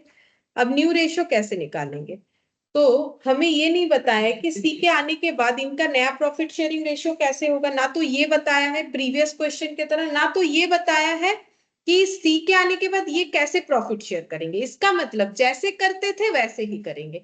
तो यहाँ पर लिखना पड़ेगा, अगर टोटल प्रॉफिट को हम लोग कितना मान सकते हैं, क्योंकि ये पार्ट वाइज है, तो टोटल प्रॉफिट को हम लोग जैसे परसेंटेज होता है तो 100 मानते हैं, यहाँ पर क्या मानेंगे 1, ठीक है। तो आफ्टर सीज एडमिशन रिमेनिंग कितना होगा, हाँ 1 - 1/5 आफ्टर सीज एडमिशन रिमेनिंग हो जाएगा 1 - 1/5, ठीक है। तो बचा कितना 4/5। अब ये 4/5 में किसका राइट्स है, ए और बी का, क्योंकि सी का तो पता चल गया कितना। अब ये दोनों, ये 4/5 दोनों का मिला के है, लेकिन ए को कितना मिलेगा, बी को कितना मिलेगा, कैसे निकालेंगे। अगर क्वेश्चन में बोल देता कि भाई ऐसा ऐसा मिलेगा तो हम लोग वैसा कर लेते, लेकिन कुछ नहीं बोला है। तो जैसे पहले लेते थे पूरे प्रॉफिट को कैसे शेयर करते थे 3/5 2/5, तो अभी ये प्रॉफिट को भी वैसे ही शेयर करेंगे जैसे पहले करते थे, जब क्वेश्चन कुछ मेंशन नहीं करेगा।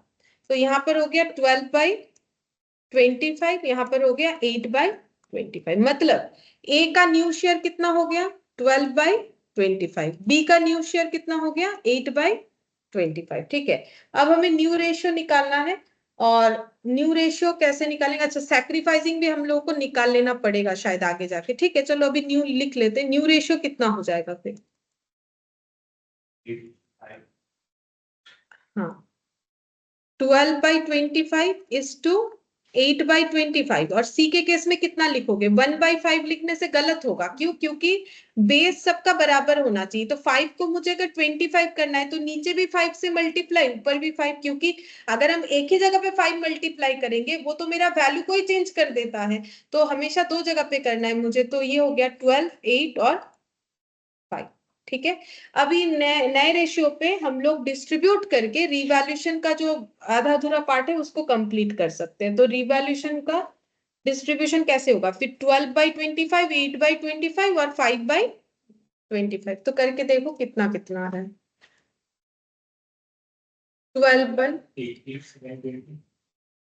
18/720, हाँ 12/25 18,720। और ये बी का आया था हम लोग का 8/25। देखो इसका कितना आ रहा है, हाँ 12,480 और ये 5/25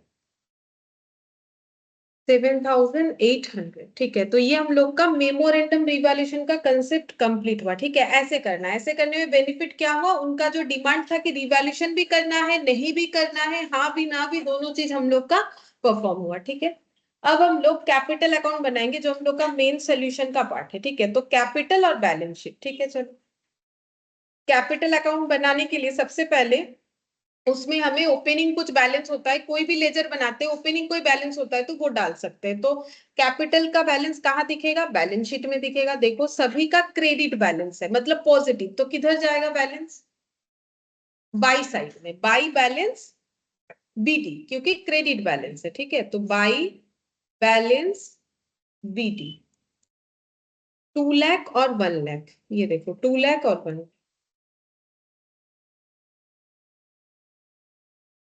अच्छा, यहाँ पर सी का कोई एंट्री नहीं करेंगे क्योंकि सी का कोई ओपनिंग कैपिटल बैलेंस नहीं था। अच्छा, अब नेक्स्ट देखते हैं यहाँ पर हम लोग को ट्रांजैक्शन क्या क्या बोला था। ट्रांजैक्शन में सबसे पहले बोल रखा है कि सी को 50,000 कैपिटल का लाना है, तो उसका एंट्री क्या होगा, क्योंकि हमें तो डायरेक्ट लेजर करने बोला है, तो कैश या बैंक टू सीज कैपिटल। तो ये तो सी का कैपिटल अकाउंट ही है, तो यहाँ पर हम लोग अगर ये तो एक एक इंडिविजुअल लेजर है ना, जो कि हम लोगों ने एक ही जगह पे 3 अकाउंट बना के कर रखा है। तो फिर अगर सी के लेजर में पोस्ट करेंगे बैंक टू सीज कैपिटल, तो क्या एंट्री होगा, बाई बैंक। ठीक है, तो यहाँ पर भी क्या लिखोगे, बाई बैंक। और लिखना कहाँ है, सी के कॉलम भी लिखना है क्योंकि हम लोग सी का लेजर यूज करेंगे। तो यहां पर लिख देते हैं कैपिटल इंट्रोड्यूस।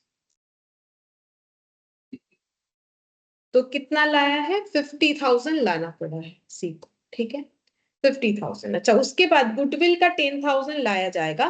तो उसका क्या एंट्री होता है, पहला एंट्री ऐसे होता है, देखो bank to premium for goodwill, फिर होगा premium for goodwill account debit to sacrificing partners capital account.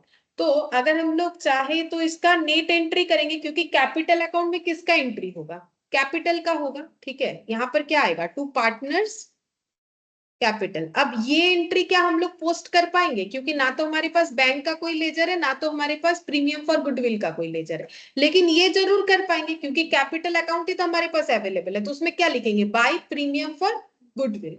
तो ये लिखेंगे और अमाउंट हम लोग चेक करेंगे, वर्किंग नोट में जाके सैक्रिफाइसिंग रेशियो बनाएंगे तो पता चल जाएगा। तो बाय प्रीमियम फॉर गुडविल। ठीक है, ये अमाउंट कितना होगा उसके लिए पहले सैक्रिफाइसिंग रेशियो हमें पता करना पड़ेगा। तो ठीक है, सैक्रिफाइसिंग रेशियो पता करते हैं।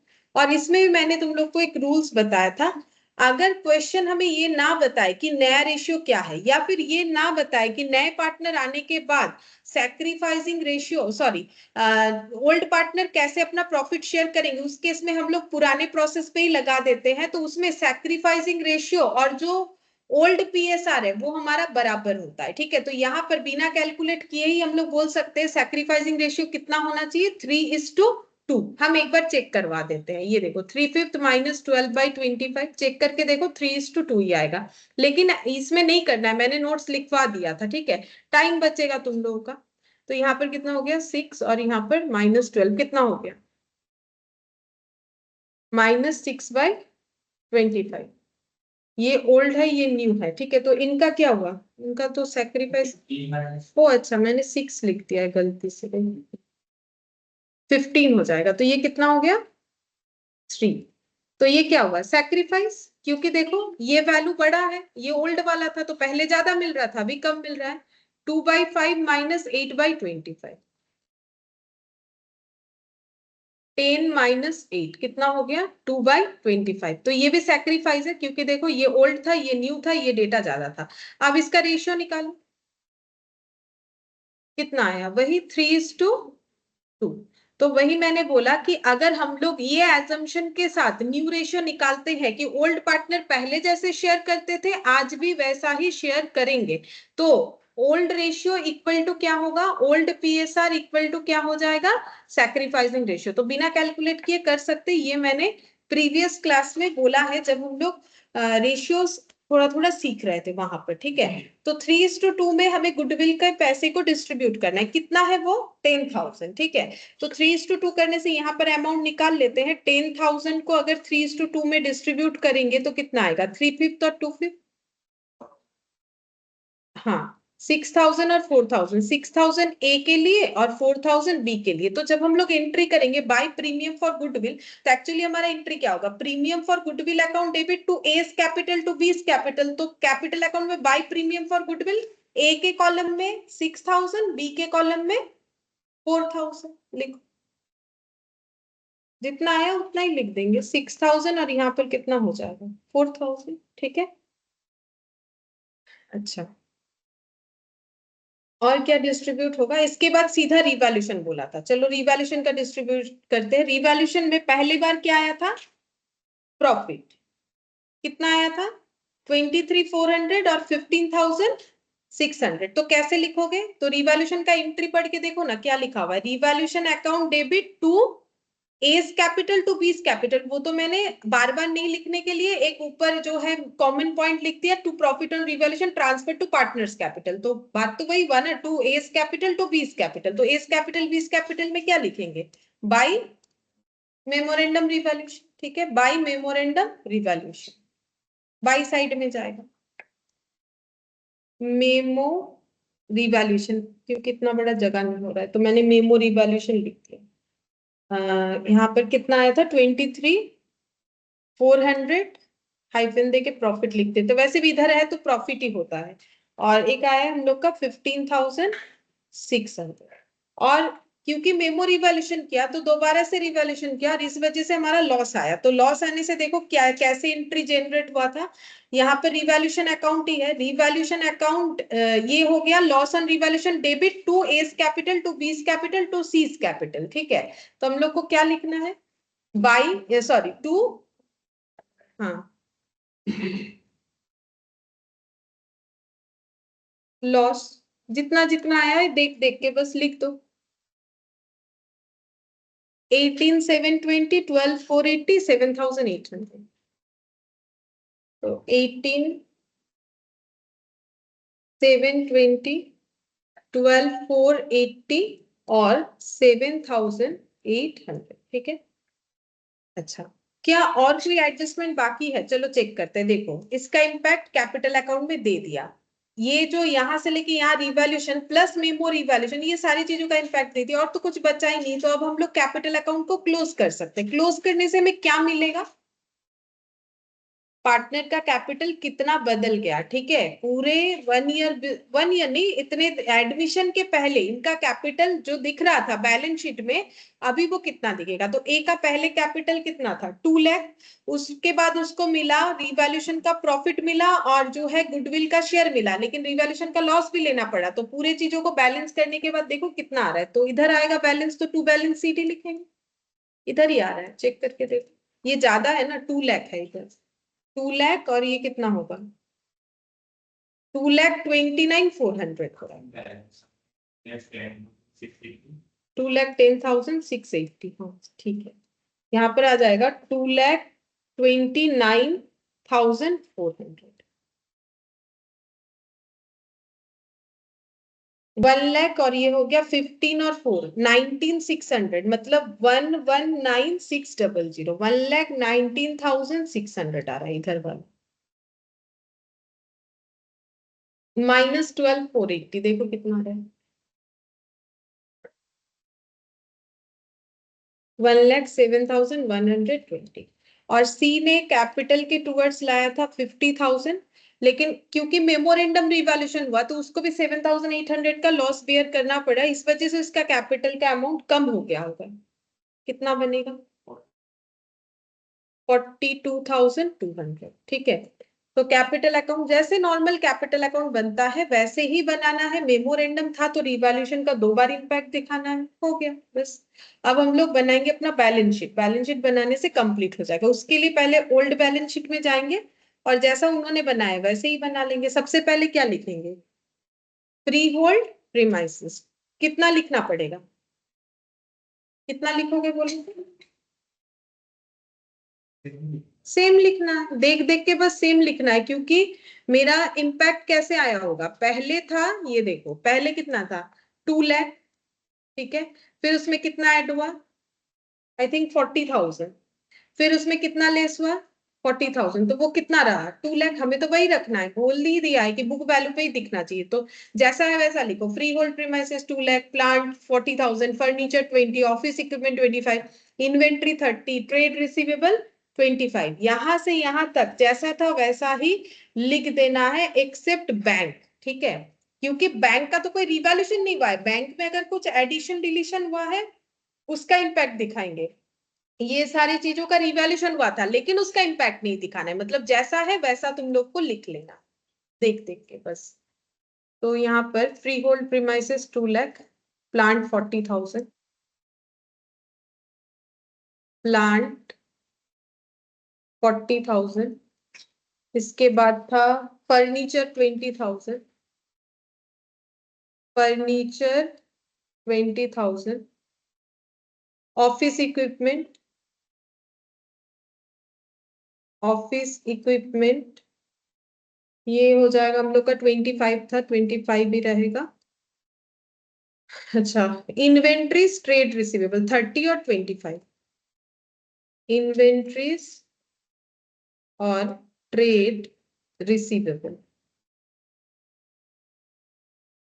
30 और 25, और बैंक का चेंजेस, बैंक में चेंजेस होगा तो बैंक कितना बनेगा, पहले जितना था और उसमें अगर कोई एडिशन हुआ है या डिलीशन, बैंक था 10,000, एडिशन तो हुआ है, जब कोई नया पार्टनर आता है तो कुछ नहीं तो कैपिटल तो जरूर लाता है, तो ये देखो 50,000 ऐड होगा, और प्रीमियम फॉर गुडविल का 10,000 भी ऐड होगा, क्योंकि उसका एंट्री यहाँ दिख तो नहीं रहा है, लेकिन वो भी तो पहले, इसका पहले वाला एंट्री क्या था जो कैपिटल में पोस्ट हुआ, bank to premium for goodwill, तो उसका कितना था 10,000, तो कैपिटल का 25 और इसका नहीं 50 और 10,000, हाँ 70,000, बस, और इधर कोई भी डेटा नहीं था, इधर ट्रेड पेबल वैसे ही लिख दो जैसा है 50,000, क्योंकि एसेट लाइबिलिटीज को हमें चेंज नहीं करना है,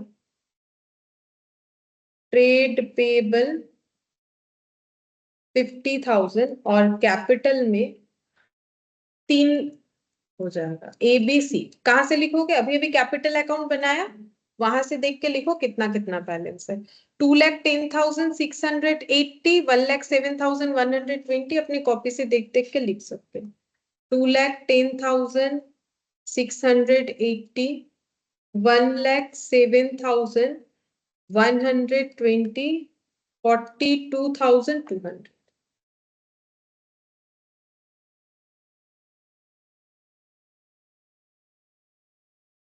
अब दोनों साइड सेम अमाउंट आ जाना चाहिए, चेक करके देखो, तो देखो यहाँ पर ये हम लोग का कितना था 3,50,000 था, बैंक का अकाउंट 10,000 लेके, तो यहाँ पर हम लोगों ने 60,000 और लगाया, तो 3,50,000 प्लस 60,000, बाकी तो अमाउंट सेम ही है, तो कितना हो जाएगा 4,10,000 होना चाहिए, हाँ, और इधर भी 4,10,000 आना चाहिए,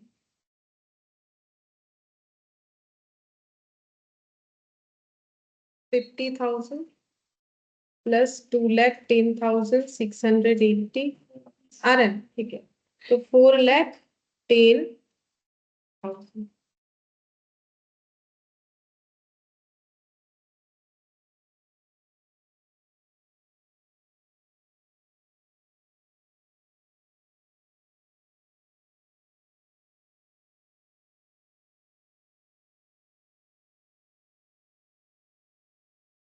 ठीक है, इसमें 2 चीज बनाने बोला है, ये छोटा सा क्वेश्चन है, ये बन जाएगा, देखने में बड़ा है लेकिन बनाने 2 ही छोटा छोटा चीज बोला है, बोला A and B are partners in a firm sharing profit and losses in the ratio 3:2, the balance sheet of A and B बताया, ट्रेड पेबल, ठीक है, बैलेंस शीट हमें दिया हुआ है, bank overdraft, building, furniture, inventories, इधर जो भी दिख रहा है, फिर इधर हो गया कैपिटल, ट्रेड रिसीवेबल में प्रोविजन है, इन्वेस्टमेंट और cash, she was admitted to the firm on the above date on the following terms, C को 1/6 प्रॉफिट शेयर मिलेगा फ्यूचर में, और उसके लिए उसे कैपिटल लाना है 25,000। न्यू प्रॉफिट शेयरिंग रेशियो बता दिया है, ठीक है। तो सैक्रिफाइसिंग कैलकुलेट करना आसान है, ओल्ड माइनस न्यू करेंगे पता चल जाएगा।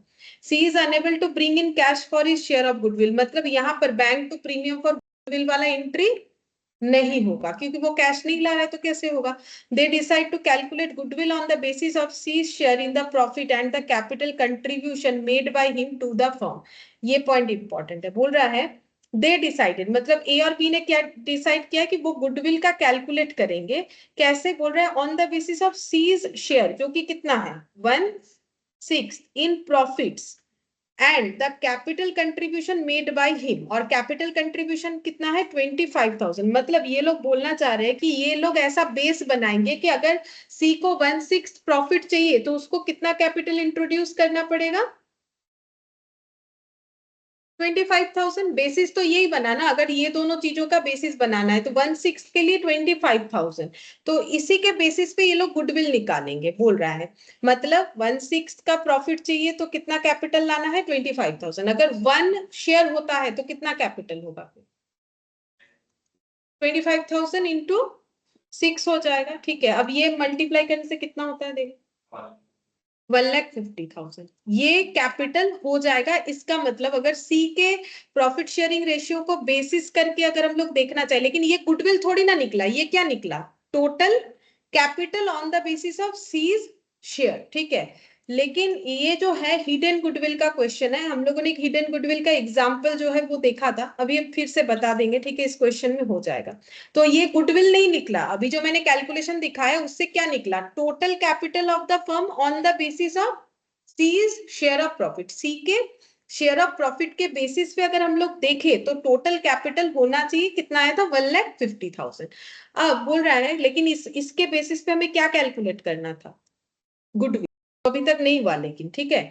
वो बताएंगे कैसे होगा, हिडन गुडविल का है। तो जिन्होंने हिडन गुडविल किया है उनको पता है। तो अब देखो क्या बोल रहा है, furniture is to be written down, मतलब फर्नीचर को कम करो, रिवैल्यूएशन डेबिट, इन्वेंट्री को डेप्रिशिएट करो, फिर से रिवैल्यूएशन डेबिट, क्योंकि लॉस है, दोनों ही लॉस है, एसेट मेरा कम हो रहा है।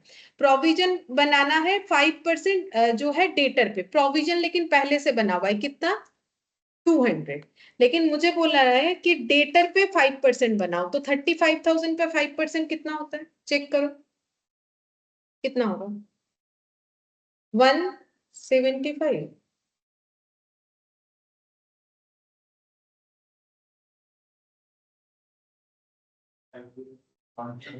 वैसे 175 तो आएगा, लेकिन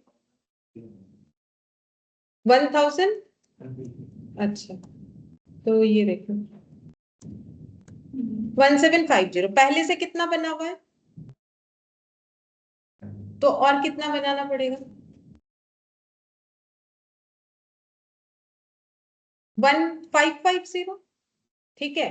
देखो यहाँ पर हमें बोला है 5% बनाओ, लेकिन मेरा तो ऑलरेडी बना हुआ है कितना 200, तो 5% तो इतना होता है, लेकिन मुझे बोला है 5% टोटल बनाने, क्योंकि 200 मेरा बना हुआ है तो उससे कम बनाएंगे, जितना मेरा पहले से है उतना नहीं बनाएंगे, ठीक है।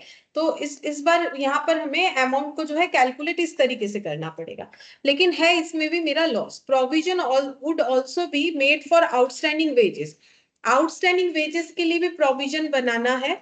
The value of building having appreciated and brought up to 29,200, बोल रहा है बिल्डिंग का वैल्यूएशन हमें क्या करना है अप्रिशिएट करने का मतलब बढ़ाना है, ठीक है। पहले कितना था देखो 29,200 तक लेके जाना है, बोला है 26,000 था, अभी कितना बनाना है 29,200, तो कितने से बढ़ा, हाँ वैल्यू ऑफ इन्वेस्टमेंट इंक्रीज करना है कितने से, ये बता दिया है बाई 450, मतलब रिवैल्यूएशन का एंट्री कितने से होगा 450 से, क्योंकि कितने से इंक्रीज करना है वो अमाउंट ही मुझे बता दिया, मुझे कैलकुलेट करना नहीं है। It is found that the trade payable include a sum of 1400 which is not to be paid off, बोलो ट्रेड पेबल का 1400 हमें और नहीं देना है, तो इसमें क्या इंपैक्ट आया कम हो गया, तो फिर रिवैल्यूएशन में क्या होगा प्रॉफिट, तो रिवैल्यूएशन क्या हो जाएगा क्रेडिट। मुझे अगर किसी को पेमेंट नहीं करना है तो ऑब्वियसली वो मेरे लिए तो गेन ही हुआ ना, मुझे अगर नहीं देना, तो रिवैल्यूएशन अकाउंट बनाना है और पार्टनर्स कैपिटल, ठीक है बनाओ रिवैल्यूएशन अकाउंट। चलो अकाउंट बनाओ, हम दिखाते क्या क्या पॉइंट लिखते हैं। रिवैल्यूएशन।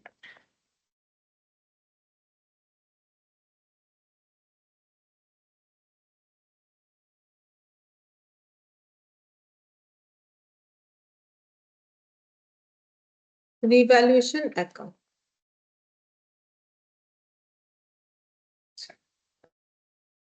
यहाँ पर फर्नीचर को कम करना है 870 से, तो फर्नीचर कम होगा तो पहले एंट्री सेट कर लो, क्या होगा, टू फर्नीचर, क्योंकि एसेट है, कम होगा तो हमेशा क्रेडिट होगा।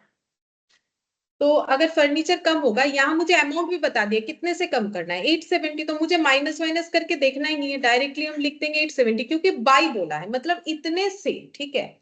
इन्वेंट्री को कम करना है 5% से, लेकिन वो कैलकुलेट करना पड़ेगा, 5% इन्वेंट्री पे लगा के देखना पड़ेगा कितना हो रहा है। तो 21,400 उस पे 5% लगाओ, इन्वेंट्री 21,400 पे 5%, 1070, ठीक है। ये इन्वेंट्री का वैल्यू कम कर दिया हम लोगों ने। और क्या बोला हुआ था, और बोला है कि प्रोविजंस का, ठीक है, प्रोविजंस तो मुझे और भी बढ़ाना पड़ा, तो मेरे लिए तो लॉस ही है, तो यहाँ पे लिखेंगे टू पीबीडीटी, ठीक है। अब इसका कैलकुलेशन कैसे करेंगे, देखो 35,000 का डेटर था, उस पे मुझे 5% क्रिएट करना है, क्योंकि क्वेश्चन बोला है डेटर पे 5% क्रिएट करो। जब हम लोग करने गए तो हम लोग देख रहे हैं हमारे पहले से 200 रुपए क्रिएटेड है, तो 200 का कम बनाएंगे तो भी चलेगा। तो अभी हम लोग का इसमें कितना आंसर आया था, 1750 माइनस 200 करके 1550, यही आया था, अभी अभी कैलकुलेट किया हम लोग। और उसके बाद बोला था कि प्रोविजन बनाओ डेटर वेजेस का आउटस्टैंडिंग पे। तो वेजेस आउटस्टैंडिंग क्या है, लाइबिलिटी है, वैसे ही मतलब हम लोगों ने लेबर को पेमेंट देना चाहिए था, नहीं दिया, ऊपर से अभी नहीं देंगे, तो उसके लिए अभी से क्या बना के रख रहे हैं, प्रोविजन। तो कोई भी प्रोविजन क्रिएट करने से तो प्रॉफिट से चार्ज होता है, तो प्रोविजन क्रिएट करना हमारे लिए क्या है, ऑलवेज लॉस ही होता है, ठीक है। तो यहाँ पर होगा to provision for outstanding wages, मतलब वेजेस को पेमेंट करेंगे उसके लिए अभी से प्रोविजंस कर रहे हैं 1560, ये दिया हुआ है अमाउंट, बस उसी को लिख देना है 1560। अच्छा, उसके बाद बोला है बिल्डिंग को एप्रिशिएट करना है अप टू 29,200 तक, तो 26,000 था तो 29,200 यानी कितना बढ़ाना है, 3,200, तो बढ़ेगा तो इधर आएगा, एसेट है, बाय बिल्डिंग 29,200 माइनस 26,000, 3,200। और क्या बोला था, इन्वेस्टमेंट को इंक्रीज करना है 450 से, तो डायरेक्टली 450 लिखेंगे, बाई 450 बोल दिया है, तो बाई इन्वेस्टमेंट। और एक ट्रेड पेबल है, मुझे देना नहीं है, तो अगर वो जितना नहीं देना है उतना मेरे लिए बेनिफिट है, तो ये देखो 1400, तो 1400 का मेरा बेनिफिट है, मुझे ये पेमेंट नहीं करना है, तो मेरा ट्रेड पेबल कम होगा, क्रेडिटर जब बना था तो लाइबिलिटी था तो क्रेडिट हुआ था, कम होगा तो डेबिट हो जाएगा, जैसे परचेज टू क्रेडिटर, पेमेंट करने से क्रेडिटर टू बैंक। तो यहाँ पर पेमेंट नहीं कर रहे, ट्रेड पेबल ने बोला होगा कि भाई देना नहीं है, डिस्काउंट की तरह, तो नहीं देना है। अब इसको क्लोज करके देखो कि प्रॉफिट हुआ कि लॉस, प्रॉफिट लॉस होगा तो ओल्ड पार्टनर में ओल्ड प्रॉफिट शेयरिंग रेशियो में डिस्ट्रीब्यूट कर देंगे, देखो कितना आ रहा है। अच्छा,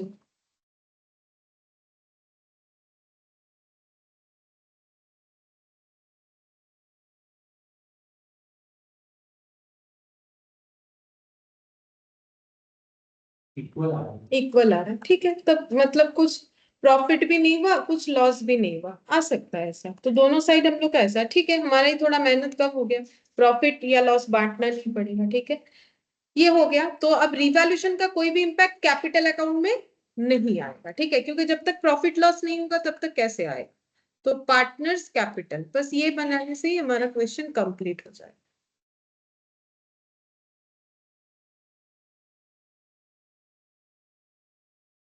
अच्छा, इसमें ए बी सी 3 पार्टनर और ए बी सी 3 पार्टनर। सबसे पहले अगर कोई हमारे पास पुराना बैलेंस है तो उसे ब्रॉट डाउन कर लेना चाहिए, वो चीज हमें बैलेंस शीट से पता चलेगा। अच्छा, इसे यहाँ नीचे दिख रहा है, देखो ए और बी का, सी का तो दिखेगा नहीं क्योंकि वो तो नया आ रहा है, तो क्योंकि क्रेडिट साइड मतलब लाइबिलिटी साइड है, तो पॉजिटिव बैलेंस है 44 और 36,000, बाई बैलेंस बी डी 44 और 36,000, ठीक है।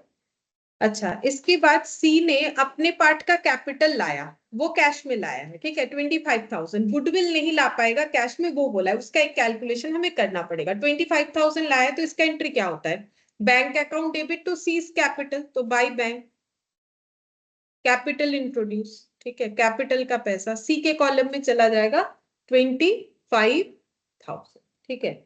अच्छा, अब इसके बाद हमें क्या करना है, जो गुडविल का शेयर है, क्योंकि वो कैश में नहीं ला पा रहा है, तो हमें पहले तो गुडविल निकालना पड़ेगा, क्योंकि हमें पता नहीं है कि टोटल गुडविल कितना होगा। क्योंकि देखो यहाँ हमें कहाँ बताया है कि सी गुडविल के लिए कितना ला रहा है, अमाउंट तो बताया ही नहीं है, सिर्फ इतना बताया कि 1/6 शेयर के लिए आ रहा है, तो इसका कैलकुलेशन कैसे होगा, ये इंपॉर्टेंट है इस क्वेश्चन में।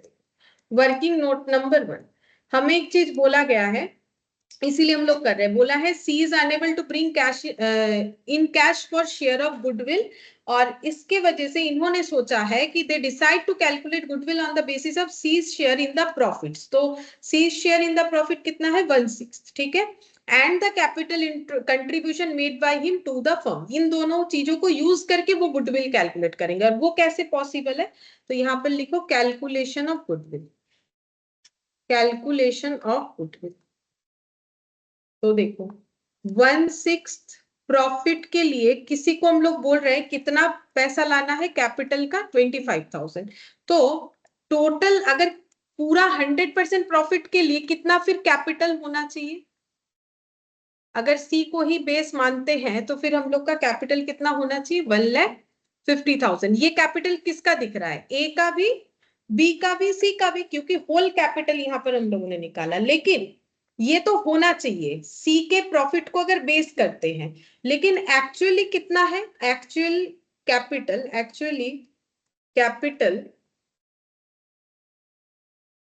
टोटल करने से नहीं, 1,05,000 तीनों का मिला के,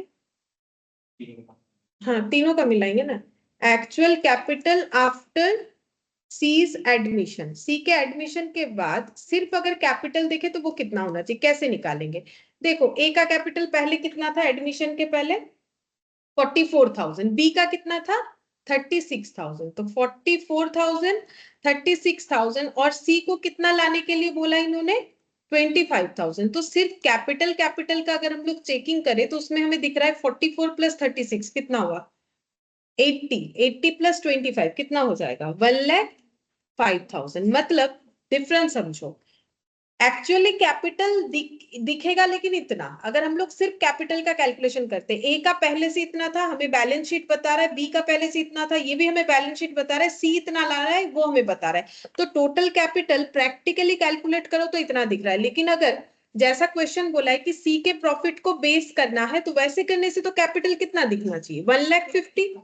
तो इसका मतलब क्या हुआ कि ये लोग क्या कर रहे हैं ना, सी से जो अमाउंट मांग रहे हैं वो जो है उसमें गुडविल का इंक्लूजन है, ठीक है। कैसे पता चलेगा, जैसे देखो हम बताते हैं, यहाँ पर एक बार लिखो हिडन गुडविल बोल के, हिडन गुडविल कितना हो जाएगा, 1,50,000 माइनस 1,05,000, तो कितना हो गया 45,000। अब ये कैसे समझेंगे कि ये हिडन गुडविल है, क्योंकि क्वेश्चन में गुडविल कैलकुलेट करने का हमें कोई मेथड्स नहीं बोला है, फिर भी बोला है गुडविल कैलकुलेट करो, यानी हिडन गुडविल है।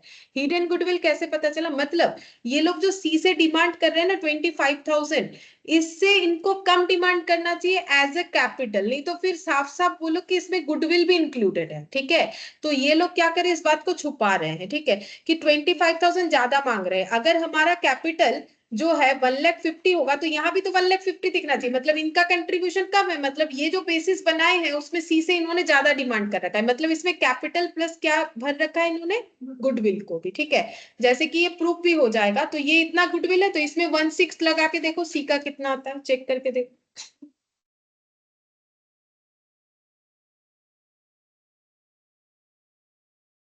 7,500।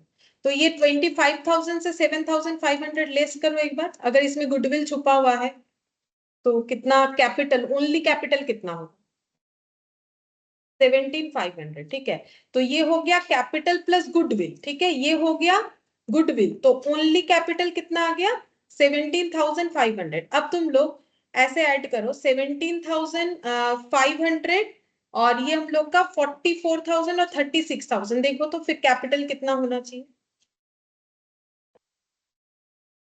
मतलब हम ये बोल रहे हैं कैपिटल सी का होना चाहिए हमारे अकॉर्डिंग कितना, 17,500। तो फिर अगर ये लोग गुडविल को इसके साथ इंक्लूड नहीं करते तो सी 17,500 कैपिटल लाता, तो फिर टोटल कैपिटल कितना होता।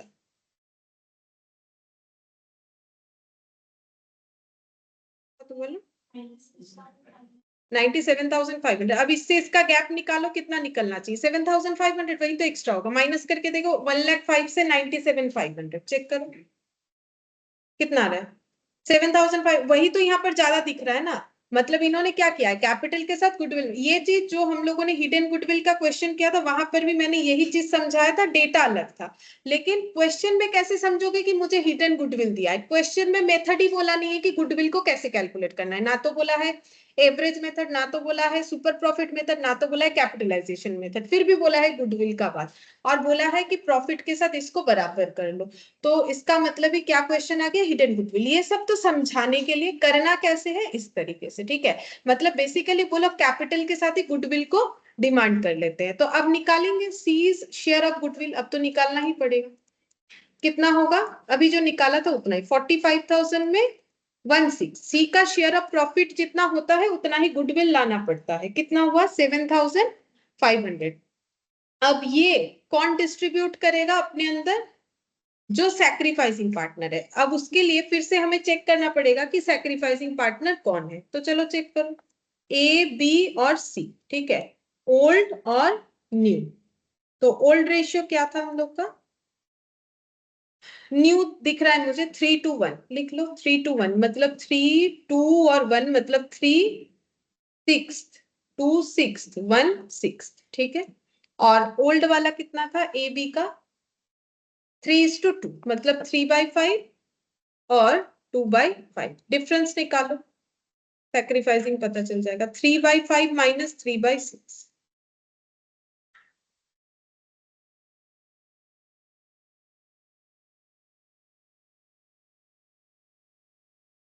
3/30,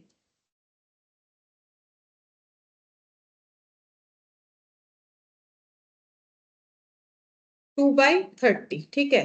तो दोनों केस में ही सैक्रिफाइस आया, कैसे पता चला मुझे, अगर तुम लोग फॉर्मूला यूज कर रहे हो तो वैसे कर सकते हो, अदरवाइज मैंने ओल्ड पहले लिखा है न्यू बाद में लिखा है, पॉजिटिव आंसर आया, ओल्ड वैल्यू ज्यादा है, तो सैक्रिफाइसिंग रेशियो कितना आ गया,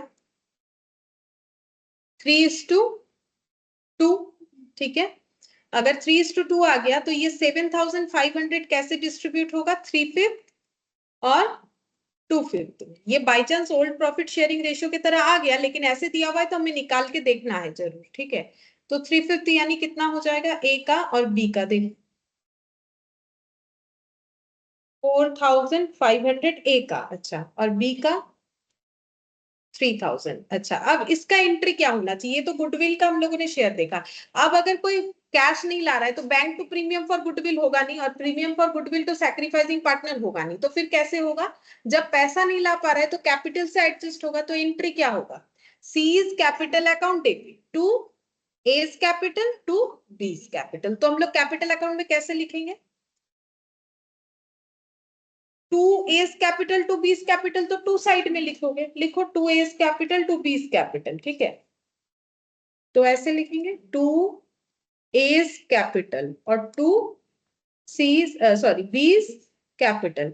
तो देखो ए का एंट्री ए में तो पोस्ट होगा नहीं, और ये एंट्री जो हो रहा है वो तो सी के लेजर में जा रहा है ना, तो कितना होगा 4,500, और बी वाला सी के लेजर में जाएगा 3,000। इसका मतलब हो गया कि सी ए को कितना दे रहा है 4,500 और सी बी को कितना दे रहा है 3,000, ठीक है। और यहां पर लिखेंगे बाई, क्या लिखेंगे, बाई सीज कैपिटल, ठीक है। तो सी कैपिटल मतलब सी के कैपिटल अकाउंट से डिडक्ट होगा, कितना डिडक्ट होगा 7,500, तो कहां लिखेंगे, कौन डिडक्ट करके ले रहा है, बोलो, ए और बी। तो अब देखो ना, जैसे अगर यहाँ इंडिविजुअली मेरा एज कैपिटल अकाउंट होता तो तुम लोग क्या लिखते, और बीज कैपिटल अकाउंट होता, और मान लो एक सीज कैपिटल अकाउंट होता, तो फिर मेरा एंट्री क्या आया, C's capital to A's capital to B's capital, तो एस कैपिटल में क्या लिखोगे? बाई सीज, और बीस कैपिटल में सीज कैपिटल में क्या लिखोगे? सी टू ए, ठीक है, टू ए टू बी, जो कि हम लोग ऑलरेडी लिख चुके हैं। और सी के कॉलम में क्यों लिखा? क्योंकि वो सी के लेजर में जा रहा है।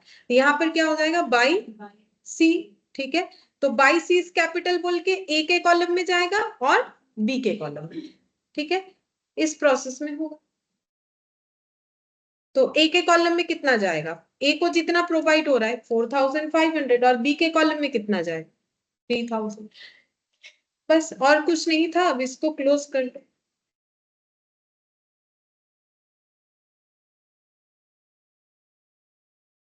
48,500, 39,000, 25,000।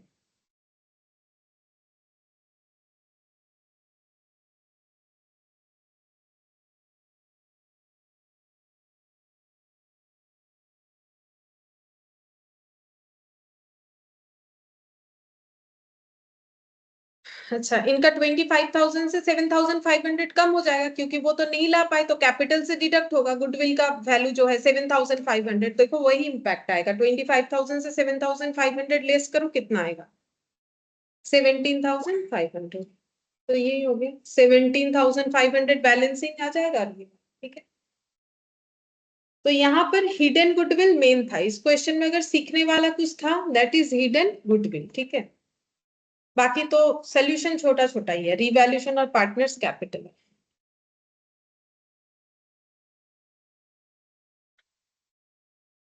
ठीक है, फिर आज हम लोग इतना ही करते हैं, बाकी नेक्स्ट क्लास में।